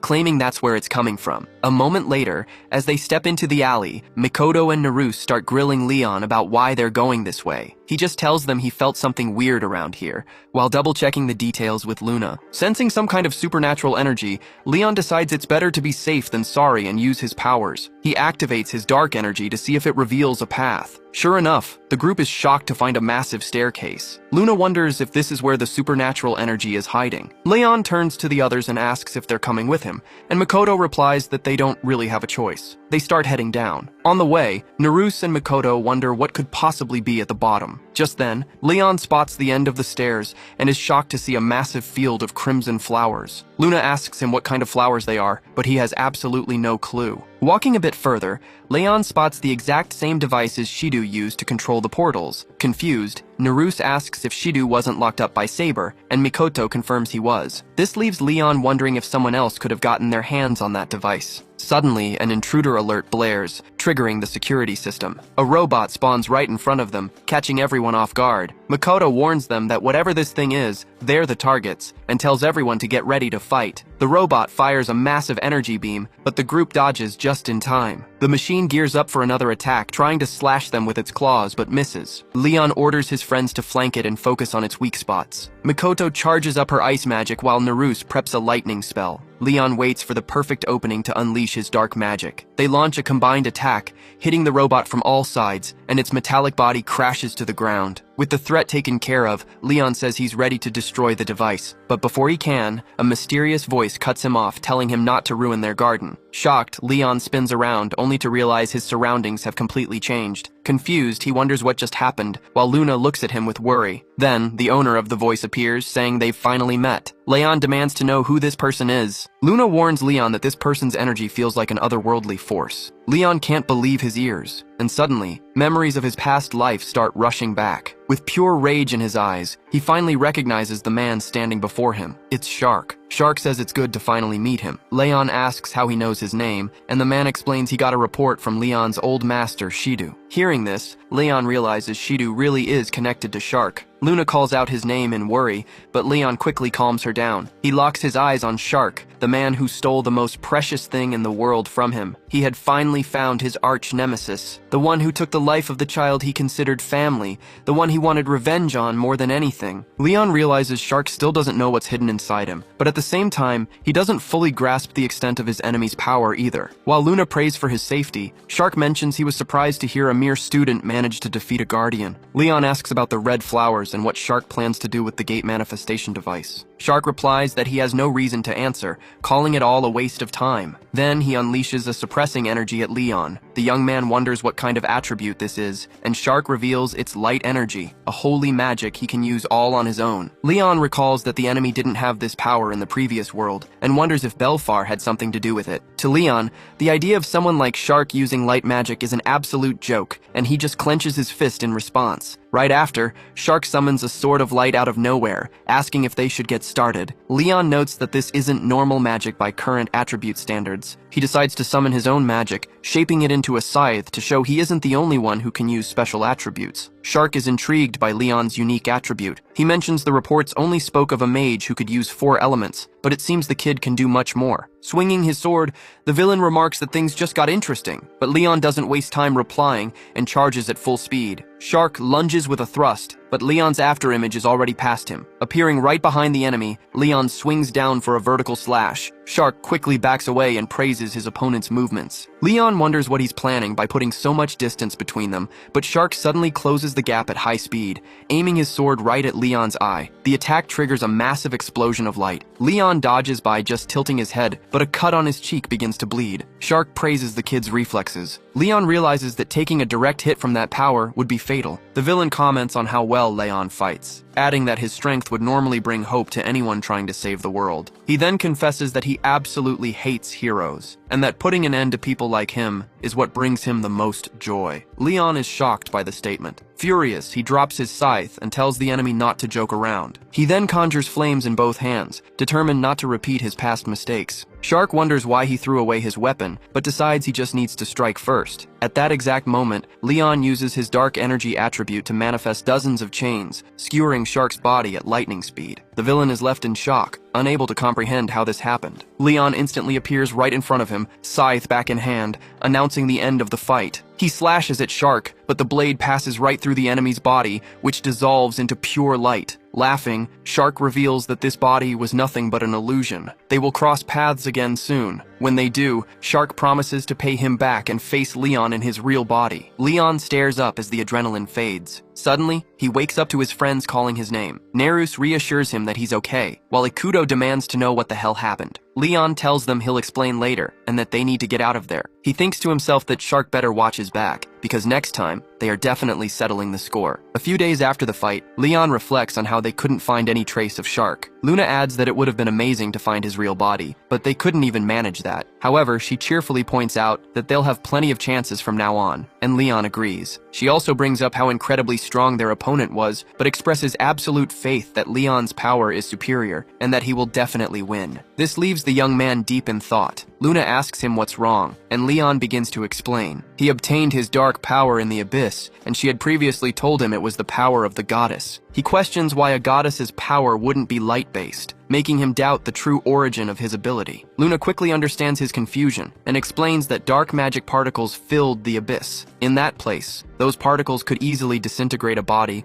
or make someone lose total control of themselves. Hearing this, Leon remembers feeling exactly that way back then. Luna explains that the magic he wields is simply the particles his body absorbed, which eventually blossomed. Since black particles can only be found in the abyss, Leon realizes that's why the goddess used them. Luna also mentions that she could only send simple messages to him at the time, making Leon realize that those unreadable characters he used to see were actually from her. She goes on to say that despite everything, he managed to turn that magic into his own strength. Since Leon was the one who survived the underworld filled with dark magic particles, he became the transcendent of the underworld. Luna reveals she was watching him the entire time, watching him lose the children he considered family and fight a million monsters all by himself. She acknowledges how much he suffered, but explains that until the goddess opened the gate, she couldn't do anything but watch. Declaring herself the goddess's angel, Luna tells Leon she wants him to save this world, but says her deepest wish is simply to see his own wish come true. Lost in thought, Leon says he understands, but reveals that for now, he is only borrowing this body. and still has things to take care of. Thanking Luna, he promises he will defeat Shark no matter what. Smiling, she says, of course she'll help him. Just then, Leon's phone rings and both of them are shocked to see who is calling. At the reception, Leon calls out to Reiji, who points out that Leon seems to be in a good mood. As he sits down, Leon asks what's up, and Reiji says he just wanted to tell him something. When a curious Leon asks what it is, Reiji hesitates. After a moment, Reiji's phone rings. He tells Leon to give him a second, explaining that his subordinates are calling. He picks up and asks what's going on, and his team reveals that a blue-grade portal has just appeared. Annoyed, Reiji tells them they should be able to handle it themselves without his help. But his staff member explains that the portal appeared in a very specific location. When they arrive at the scene,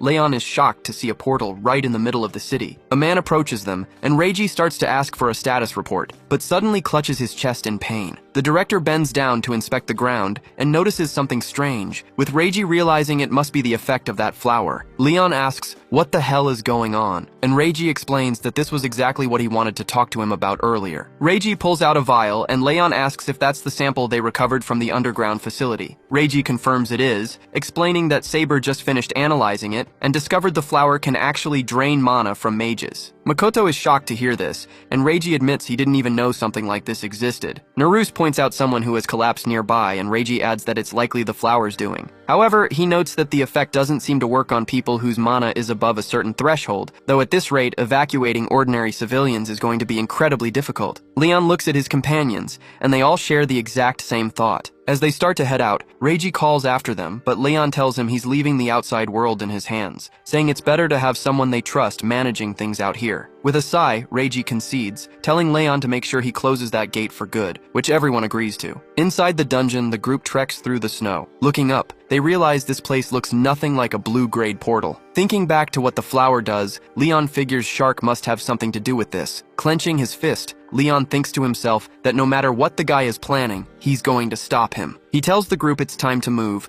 and they set off. A while later, Naruse is struggling against the harsh blizzard and falls to the ground, while Leon lands a magic attack right on a monster's chest. Exhausted, Naruse admits he didn't expect things to get this bad. At first, everything was going smoothly after they entered the gate, with the group easily pushing forward and clearing out enemies, until they ran into the boss. Analyzing their opponent, Naruse realized it seemed like a standard blue-grade boss. Its attacks were powerful, but it moved slowly. Because of that, Leon decided to throw it off balance to take it down. Right then, the boss lunged forward, slamming its fist into the ground with massive force. Leon fires a fire arrow straight into the monster's nose, quickly following up with another to its leg, throwing it off balance. Naruse charges in with an electric bow in hand, while Makoto flanks the enemy from the other side. Descending from above, Leon declares it's time to finish this, and lands a direct hit right on the monster's head. But suddenly the creature's chest glows, releasing a blinding light that blows them all back, forcing Leon to anchor himself with his weapon. Makoto runs over to Leon and asks if he's okay,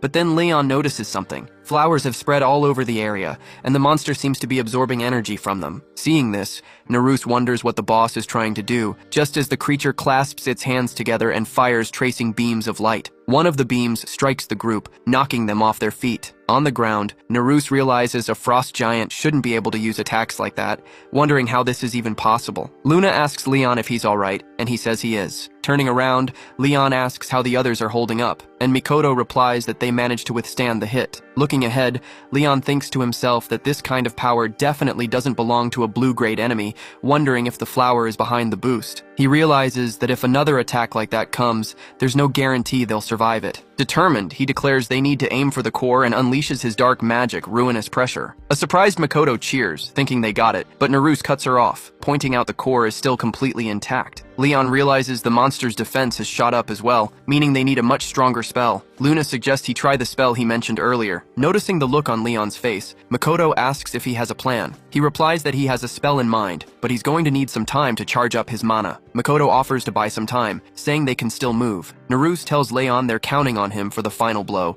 and Leon says he's on it. Charging at the monster, they declare it's go time. The golem greets them with a heavy strike, while Leon tries to concentrate on summoning two contrasting fires. The others realize what he's up to. Right then, the boss prepares to unleash that same devastating attack from before, but Makoto and Naruse declare they won't let it. Just as the monster readies its mysterious attack, Leon activates his fusion magic. Leon creates a swirling vortex of magic and launches it straight at the boss. Watching the attack, the others realize it's a fusion of darkness and fire, the exact same technique used by Reiji, the vice branch leader. The impact is massive, completely obliterating the golem. Watching Leon land on the remains of the monster, his teammates can't help but think he really is on a whole different level. While Luna celebrates the victory, Leon reflects that they somehow managed to pull through. Despite the win, he's seriously worried, wondering what would happen if this red flower phenomenon is spreading to other gates as well. Meanwhile, in another location, a mysterious man comments that even the monsters buffed by the flower were defeated. Smiling in front of a ritual, he decides it's time to move to the final phase, the birth of the Demon King, Belfar. A few days after the battle, Leon and his team keep fighting non-stop against gate bosses. Word quickly spreads that the red flower doesn't just absorb mana,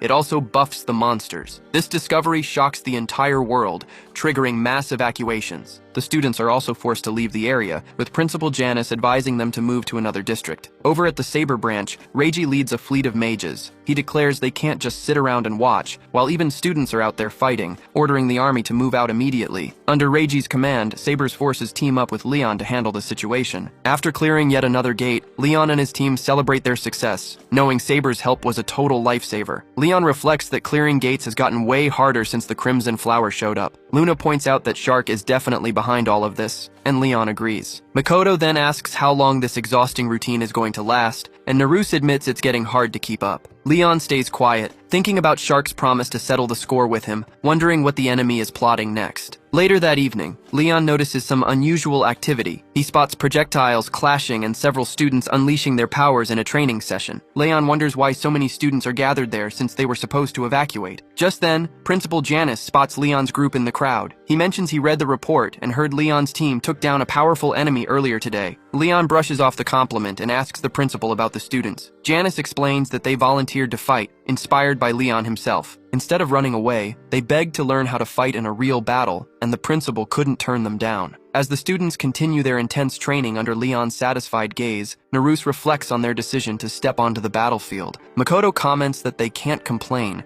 since more hands on deck will help them out. She then points out that the real reason everyone is so motivated is Leon. She highlights how he used to be the lowest ranked student in the academy and is now absolutely shining, which serves as an inspiration to everyone, admitting he even inspired her. Suddenly, Naruse notices something odd, and everyone turns their attention to the training field. They are shocked to see Makabe training intensely alongside the other students. Luna and Leon are the most surprised of all. On the field, a classmate tells Makabe not to overdo it, but he tells him to shut up. Makabe declares that this isn't enough and that he refuses to lose to Leon like this. He then tells his friend to hurry up so they can move on to the next exercise. Naruse points out that Makabe is just another person Leon has influenced, which makes Leon feel pretty proud. Thinking back to the past owner of his body, Leon thinks that if Kuroba had awakened, he'd also be proud of everything Leon has achieved in this world. Suddenly, a strange purple energy floods the entire training ground, catching Leon completely off guard. Naruse asks what that energy is, while the students and even the headmaster look on, totally confused and terrified. Luna points something out to Leon, shocking him. Crimson flowers are blooming rapidly, completely taking over the training ground. Then, several portals open up and tons of monsters start pouring out. Leon immediately realizes this could only be the work of one person. Up on a building, a man watches the chaos unfold. It's Shark, who mutters that it's finally harvest time. Down below, the students scream in terror as monsters flood out of the portals. Just then, one of the boys grabs his neck, writhes in pain, and collapses. His friend asks what's wrong, and the fallen boy gasps that the red flowers are draining his mana. To make matters worse, a pack of vicious wolves closes in, leaving the boy in pure despair. Leon and his group show up just in time, easily taking down the wolves. Leon lands, asks the students if they're okay, and tells them to leave the rest to his group. Mikoto points out that this whole situation is bizarre. Naruse agrees, but says they still can't give up. Meanwhile, Leon examines the red flowers and the sudden outbreak of portals. Luna calls out to him,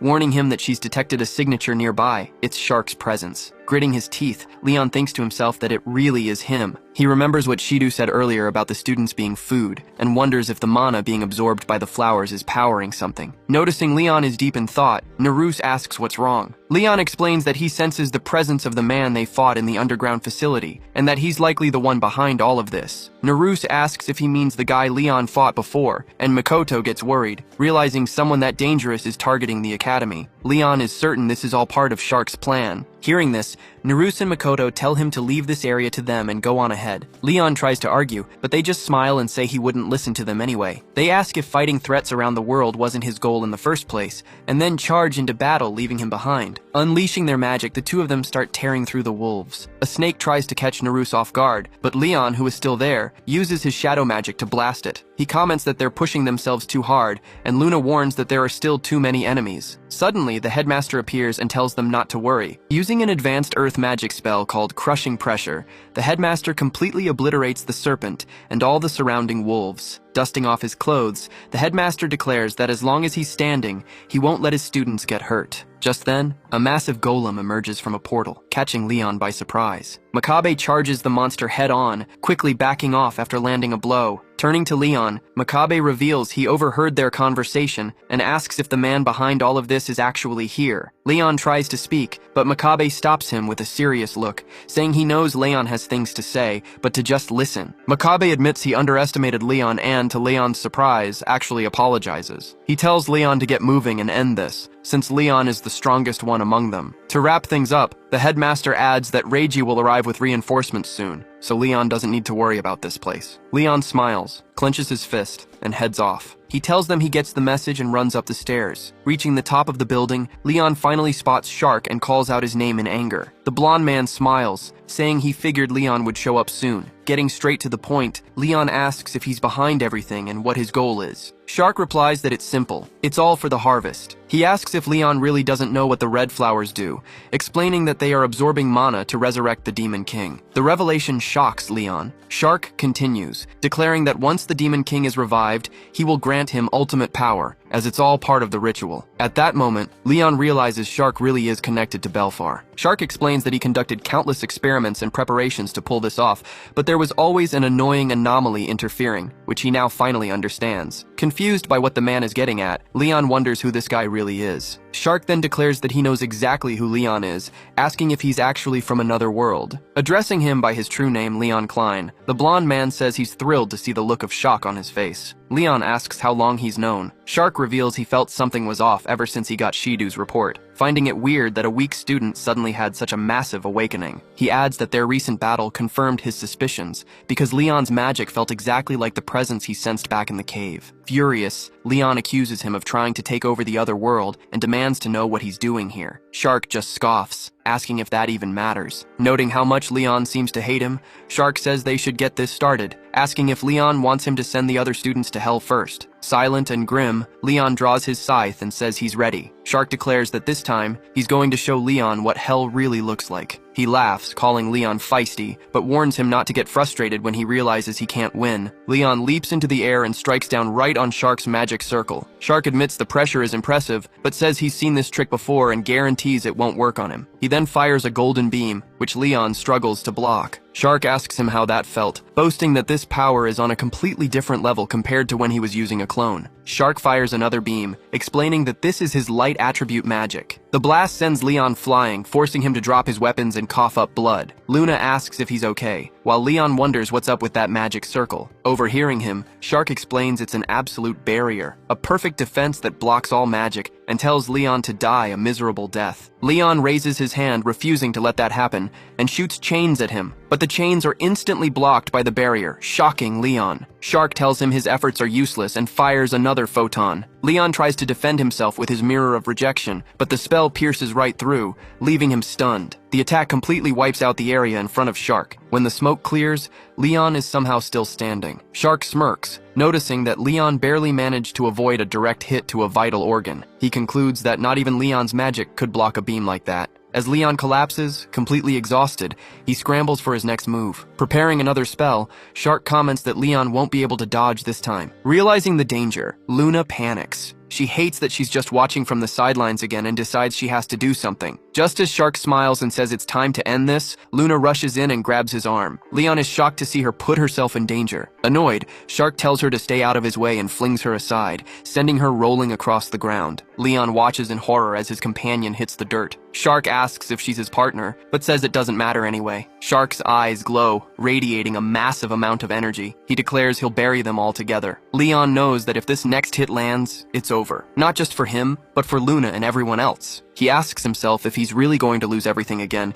even in this world, and resolves not to give up. Dragging himself up, Leon realizes he has one last option, even if it's incredibly risky. Seeing his resolve, Shark asks if he's really going to die protecting that kid, mocking him for being so predictable. He declares it's the end for Leon and fires another laser. But Leon stands his ground and takes the blast head-on. Shark smiles, thinking he's won, but his face quickly falls when he sees Leon still standing. Sensing the energy, Shark is baffled to see Leon channeling light attribute magic, wondering how that's even possible. Luna notices something even more shocking. She realizes Leon has fused his dark power with the light attribute, leaving her completely stunned. She remembers all the times Leon used his dark magic to absorb mana from his opponents, but absorbing this much energy is on a whole different level. She wonders just how much insane precision it takes to pull off a stunt like that. Emerging from the smoke, Leon tells Shark that his gamble paid off and warns him to get ready. Shark tells him not to get cocky, confident that his barrier is still up and impossible to penetrate. But out of nowhere, the barrier is sliced clean in half with a single strike. In a complete panic, Shark wonders how Leon managed to do that. Leon explains that since they both use the light attribute, Shark's barrier is completely useless against him. As the man struggles to get back into position, Leon warns him to get ready, because it's time to pay his debt. Shark bursts out laughing, mocking Leon by saying that, as expected of a hero, he managed to save the day again and exceed expectations. However, pointing to the sea of flowers next to them, Shark claims that Leon still can't defeat him in his current state. Seeing this, Leon realizes the buffing effect the flowers give to monsters also applies to Shark. The man boasts that this is the true power of a Belfar king. Leon deduces that Shark is using the power of Belfar Sama, which Shark proudly confirms. He reveals he was recognized by the king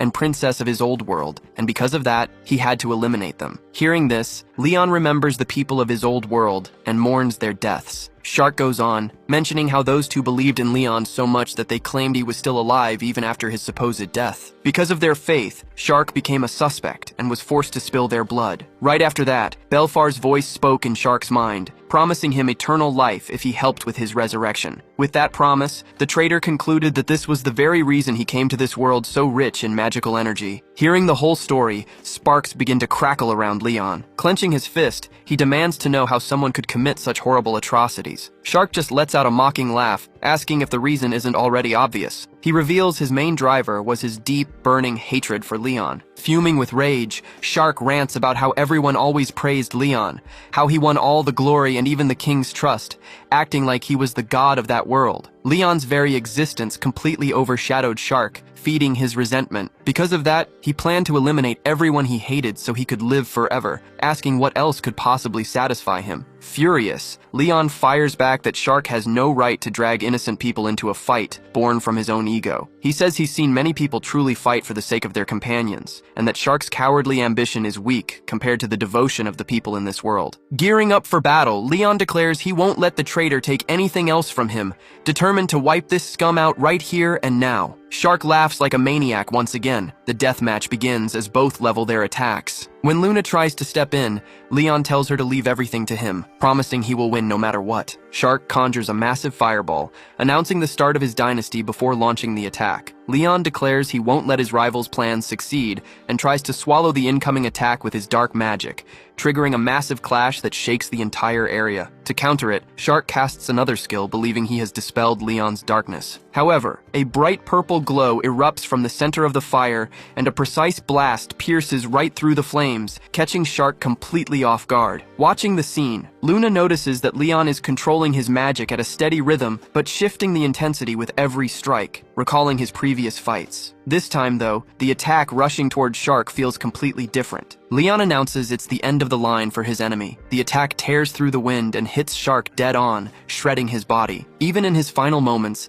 the traitor refuses to accept defeat. A blinding flash consumes the area, and when the dust settles, only Leon and Luna are left standing. Back at the training ground, people look up at the sky as they notice the flowers are starting to dissolve. Spotting a purple glow on the horizon, everyone realizes Leon succeeded. Back at the battlefield, the young man reverts to his original form. Luna happily called out to him. Leon muttered that it had been a long journey. He reflected on how he'd chased Shark for so long, even though he knew the precious things he lost would never come back. He had waited so long to avenge his comrades, and he realized that maybe he'd been trapped in the past this entire time. Still, tears streamed down his face as he realized that, finally, justice had been served. Deeply moved, Luna cried by his side as the two of them watched the sunset. 2 days later, they were standing in front of a beautiful ocean. Luna remarked on how lovely the place was, and Leon agreed. agreed. He remembered that back when his original world finally found peace, he and his old comrades had promised to see the ocean together. In the end, he hadn't even been able to mourn them before leaving. Luna tried to comfort him, but Leon said he was fine. If he stayed depressed for too long, those kids would just laugh at him. Looking out at the sea, he thought to himself that he only made it this far thanks to Kuroba Ren. Although the man still hadn't regained consciousness,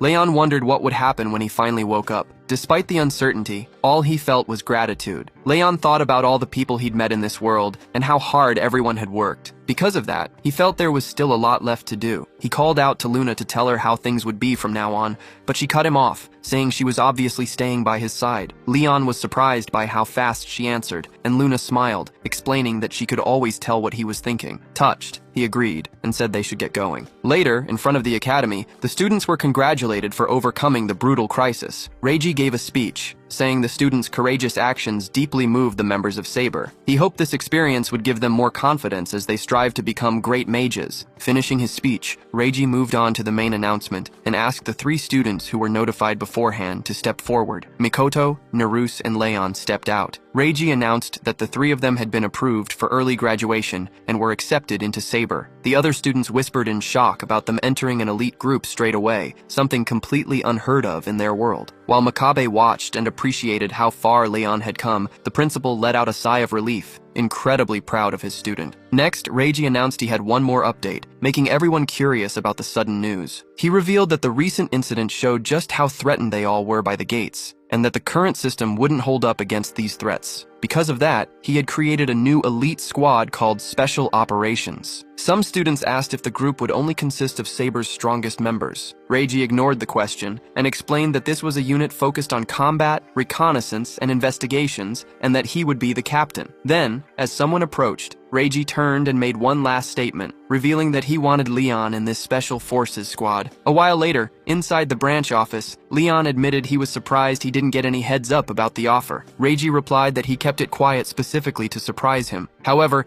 he warned Leon that under his command, things wouldn't be easy. Leon agreed, saying he was looking forward to working with him. Internally, though, he was anxious about what lay ahead, thinking that before they started, he needed to go somewhere first. Leon stood up and asked his superior if he could get some time off before starting his duties. Reiji turned to Mikoto, confused about the sudden request. She asked if this was about Leon's younger sister, and Leon confirmed it was. Reiji was surprised to hear he had a sister, and Leon explained she was hospitalized and that he visited her often. Hearing this, Naruse finally realized why the guy would suddenly disappear from time to time. Leon figured visiting her was the least he could do, since the original owner of his body absolutely adored his sister. Reiji patted Leon on the chest and told him he was cleared to go, saying he could join the squad right after. Leon thanked him deeply. Moments later, Leon's phone rang and he saw it was from the hospital. He excused himself and answered. On the other end, they told him they had finally reached the patient's guardian and urged him to get there immediately, as there was an urgent matter regarding his sister. Soon after, Leon was sprinting down a hospital hallway. Bursting into the room, he announced himself as the patient's brother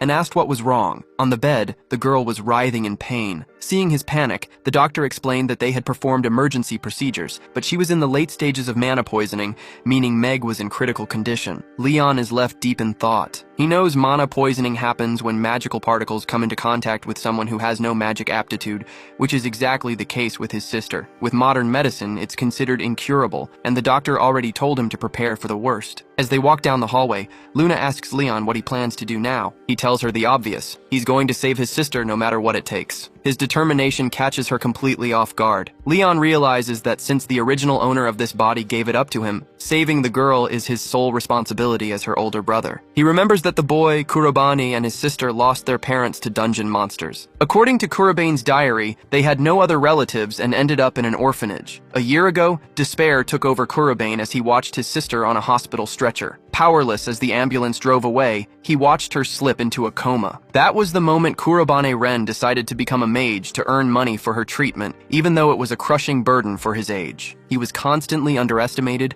bullied, and beaten down, feeling every single day like his very existence was rejected. Under the constant suffering, Kurobane's mind began to shatter. It all culminated the day he was blasted away by magic and fell into a massive fountain. Reaching his absolute limit, Kurobane felt useless and incompetent. Yet he still begged anyone, God or whoever was listening, to save his sister, since he couldn't protect his only family. Right then, a light appeared, opening the massive gate for Leon. Just by reading the diary, Leon can feel all of the boy's frustration. Since he was able to get revenge on Shark thanks to Kurobane, it's now his turn to grant the boy's final wish. Leon goes to find Reiji. Reiji is surprised to see him and asks if he shouldn't be with his sister, but Leon tells him he has a favor to ask. He wants to know the location of a dungeon containing highly toxic monsters unique to that specific area. Reiji processes this and mentions gates in abandoned areas outside the barriers. Leon explains that the monsters in those areas must hold the key to curing his sister. Reiji says he understands the situation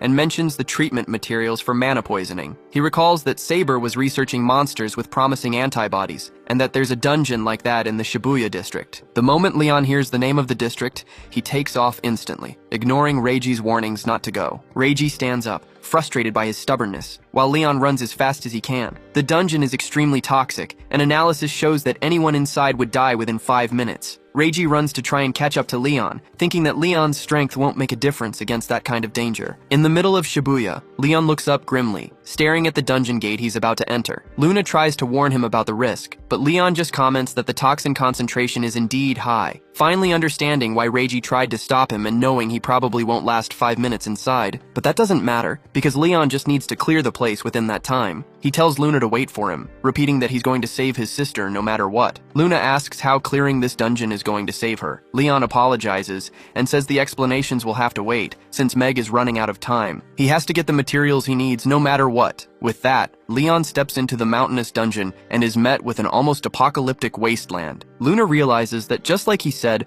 they probably have about 5 minutes under this level of toxicity. If they defeat the boss, the dungeon will collapse and they can leave. This means the mission is a race against the clock to take down the boss. 3 gargoyles rush straight for Leon, while 4 goblins up on the mountain aim down at him. They're trying to overwhelm him immediately. But Leon starts channeling darkness magic, unleashing a blast of energy all around him. The gargoyles are instantly sliced to pieces. Leon spins to the side and is greeted by a rain of arrows from the goblins. He easily dodges them, weaving in a zigzag pattern at high speed. Vaulting onto a small land bridge, he reaches the top of the ridge and unleashes a barrage of dark blades at his enemies. The moment they hit, the goblins are torn limb from limb. Leon drops back down to the ground. He keeps pushing forward as fast as possible, picking up his pace with just over 4 minutes left. Watching him, Luna realizes he's clearing hordes of monsters at an absolutely terrifying speed. Knowing they're running out of time, she silently prays for him to make it. Leon dodges a series of attacks from lizard monsters. He charges small spells in his hand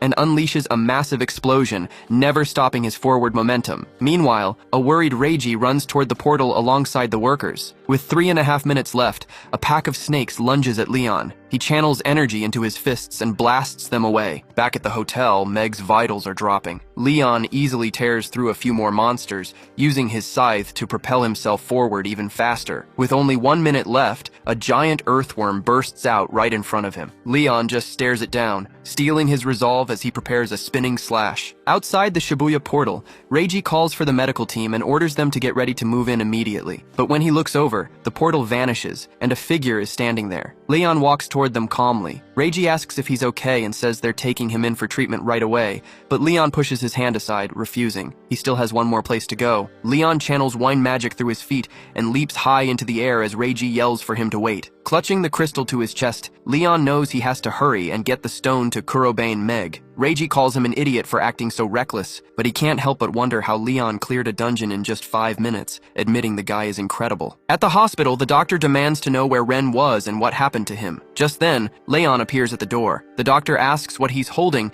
as Leon places the crystal onto his sister's chest. Suddenly, streams of pink energy flow out of Meg and begin absorbing into the magic stone. The bright light forces the doctors to shield their eyes. Meg's hand, previously completely still, twitches slightly, making the doctor gasp that it's a miracle. Meg opens her eyes, looks over, and wonders if that's really her big brother. The nurse announces that her symptoms are completely gone, and she's safe. They made it in time, and Kurobane Ren's wish actually came true. Meg calls out to her brother, realizing he was the one who saved her. She explains that she felt like she was sinking into absolute darkness and thought it was over, but at the very last second, she remembered him reaching out. She felt someone telling her not to give up, so she grabbed his hand. She thanks him, crying tears of joy just to be alive. Up on the hospital rooftop, Leon smiles, thinking that everything turned out right. He realizes he still has things left to do in this world, and if his strength can help someone, he'll keep fighting until the end. Luna chimes in, saying how incredible it is that he actually managed to save his sister. Leon stares at the magic stone, glad his past life experience came in handy. Mana poisoning was a completely unknown disease here, but he recognized the miasma immediately. In his previous life, this same corrupted mana had caused endless suffering. At first, people back then also thought it was an incurable mystery, but he eventually figured out a solution. Fighting the exact same parasite in his past life, Leon discovered that highly toxic monsters store their power inside a stone that absorbs the miasma. He figured if the same rules applied here, the stone could draw the poison right out. Sure enough, the stone glowed just like it did in his past life, giving him the exact result he hoped for. Leon reflects on how Kurobane Ren had been carrying so much regret all this time, which was obvious from his diary. The desperate urge to protect someone precious is a feeling Leon knows all too well. He wonders if this saves Ren's soul just a little bit. Normally, he'd just tell Meg that he isn't actually Kurobane Ren. Luna steps closer and calls out to him. Leon replies that he knows she's awake and promised to tell her the whole truth when the time is right. Suddenly, Reiji's voice echoes, asking if he was up here. Leon whips around. Reiji lunges forward, grabs him by the collar, and snaps that he shouldn't have just vanished and ignored everyone, asking if he has any idea how hard it was to find him. Leon apologizes, and Reiji sighs, saying that at least everything turned out fine in the end. The professor notes that it looks like he really did save his sister, which Leon confirms. Reiji smiles, saying there's nothing better than being able to protect the people you love. Leon looks at him in surprise. Reiji goes on to say that the doctor told him about the stone Leon brought in, which apparently has the power to cure mana poisoning. He says if that's true, Leon did an unbelievable job. A few days later, the stone Leon brought back is put to use treating other patients suffering from mana poisoning. The disease, once thought to be a death sentence, is officially declared curable, sending a wave of hope across the globe. Back in his office, Reiji is marveling at how amazing this is when he suddenly hears a noise. He turns toward the door and glances out into the hallway. Curious, Reiji peeks out, but a hand suddenly shoots straight for his throat. He dodges the attack by a hair, reacting just fast enough to block the follow-up strike with his hand. The attacker is a bearded man who chuckles and says Reiji hasn't slacked off on his training. Reiji replies that's only because of the brutal training he got from him, addressing him as Chief Shirogane Juro, the head of Saber's 17th branch district. Reiji mentions he didn't know the chief was back in Japan, and the old man replies he just landed. He says he heard a student solve the mana poisoning crisis that had been plaguing Saber for years. Juro asks if the kid was Leon, the one working with the special unit, and Reiji confirms it. Reiji adds that he believes the boy has the exact kind of talent they need to fight the forces of the Demon King, Belfast. Juro nods, asking if Leon knows about Belfast yet. Reiji says no, explaining he plans to tell him about humanity's sworn enemy very soon. Juro mentions he came to see what this young mage could do, and Reiji lets him know that the special unit will officially form next week. Looking out the window, Reiji notes that things are about to get a lot busier. A while later, as they're getting ready, Luna points out that their actual work with Saber is finally about to begin, and Leon agrees. Buttoning his shirt, he says it's about time. Out in the hallway, they run into Reiji, who says he's been looking for them. Leon greets him, and Reiji comments that he's looking sharp. Leon then asks if today is the day they meet the rest of the special unit. Reiji says yes, but complains that the final 2 members are running late. Leon recalls hearing there were 2 other members joining the unit,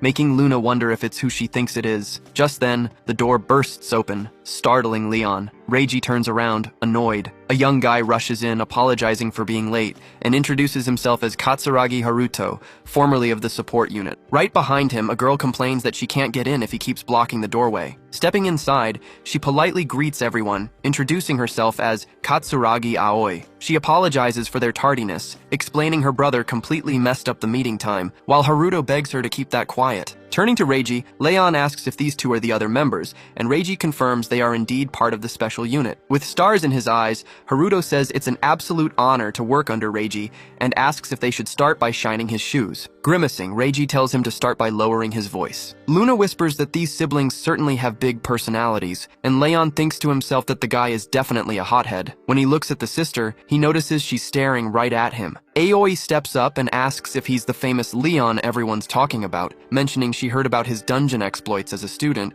and how he solved the Red Flower incident. Reiji chimed in, explaining that Aoi is a world-class magic researcher and basically a prodigy for her age. Leon nods and Aoi smiles, saying she has a ton of questions she wants to ask him. She gets cut off by her brother Haruto, who asks if this guy is really Leon. He says that even though he heard Leon was chosen, he still just looks like an average student. Glaring and pointing at him, Haruto warns Leon that if he gets in Reiji's way, he'll kick him out on the spot. A bit nervous, Leon tells him to look behind him. Furious about being interrupted, Aoi smacks her brother on the back and starts lecturing him, leaving Leon just laughing nervously at the scene. Reiji chimes in, saying that even though the siblings are different, he handpicked them because they have real skills, which Leon will see soon enough. In the meeting room, Reiji explains that from now on, the four of them will operate as the special unit. But first, he wants to explain why the squad was even created. He explains that while Saber members handle gate outbreaks, combat is usually led by the subjugation unit, while support and medical handle backup, and the investigation unit does the analysis. However, Reiji explains that after incidents like the Red Flower, high-threat gates are appearing much more often. Because of this, the special unit's official duty is to quickly clear these high-difficulty gates. But then, he reveals their actual goal: to eradicate the source of the gates itself. Haruto asks what he means by that. Reiji explains that this is highly classified information restricted to Saber's top brass, but he decides to let them in on the secret. He reveals that the gates are being caused by a being known as the Demon King, Belfar. Hearing that name, Luna gasps, and Leon wonders why it had to be him of all people, leaving both of them completely shocked. Reiji goes on to say that despite knowing Belfar is involved, they don't have much information on him, and that is exactly why the special unit exists. Their mission is to find out who he is, and ultimately, destroy him. Just as Leon is about to ask a question, alarms start blaring through the base. The siren gets everyone on their feet, announcing that a new gate has been detected, and its threat level is classified as black. Haruto says this has to be a joke, and Aoi adds that this is the highest danger level confirmed recently. Turning to Reiji, Haruto says the situation is terrible, and they need to seal the gate immediately. Leon is still curious about their previous conversation, but he knows now is not the time. Leon tells everyone to stay calm. He reveals that he's actually cleared a black gate before, and says he'll take the lead, but Reiji cuts him off and tells him to wait. He explains that while Leon might have been the leader until now, he needs to remember the real reason this team was put together. Reiji then summons a spirit wolf, shocking everyone. He declares that he's going to show them who the real leader of the squad is. With no other choice, Leon just goes along with it. Reiji throws on his coat and says it's time to head out and seal the gate, officially kicking off the special unit's very first mission.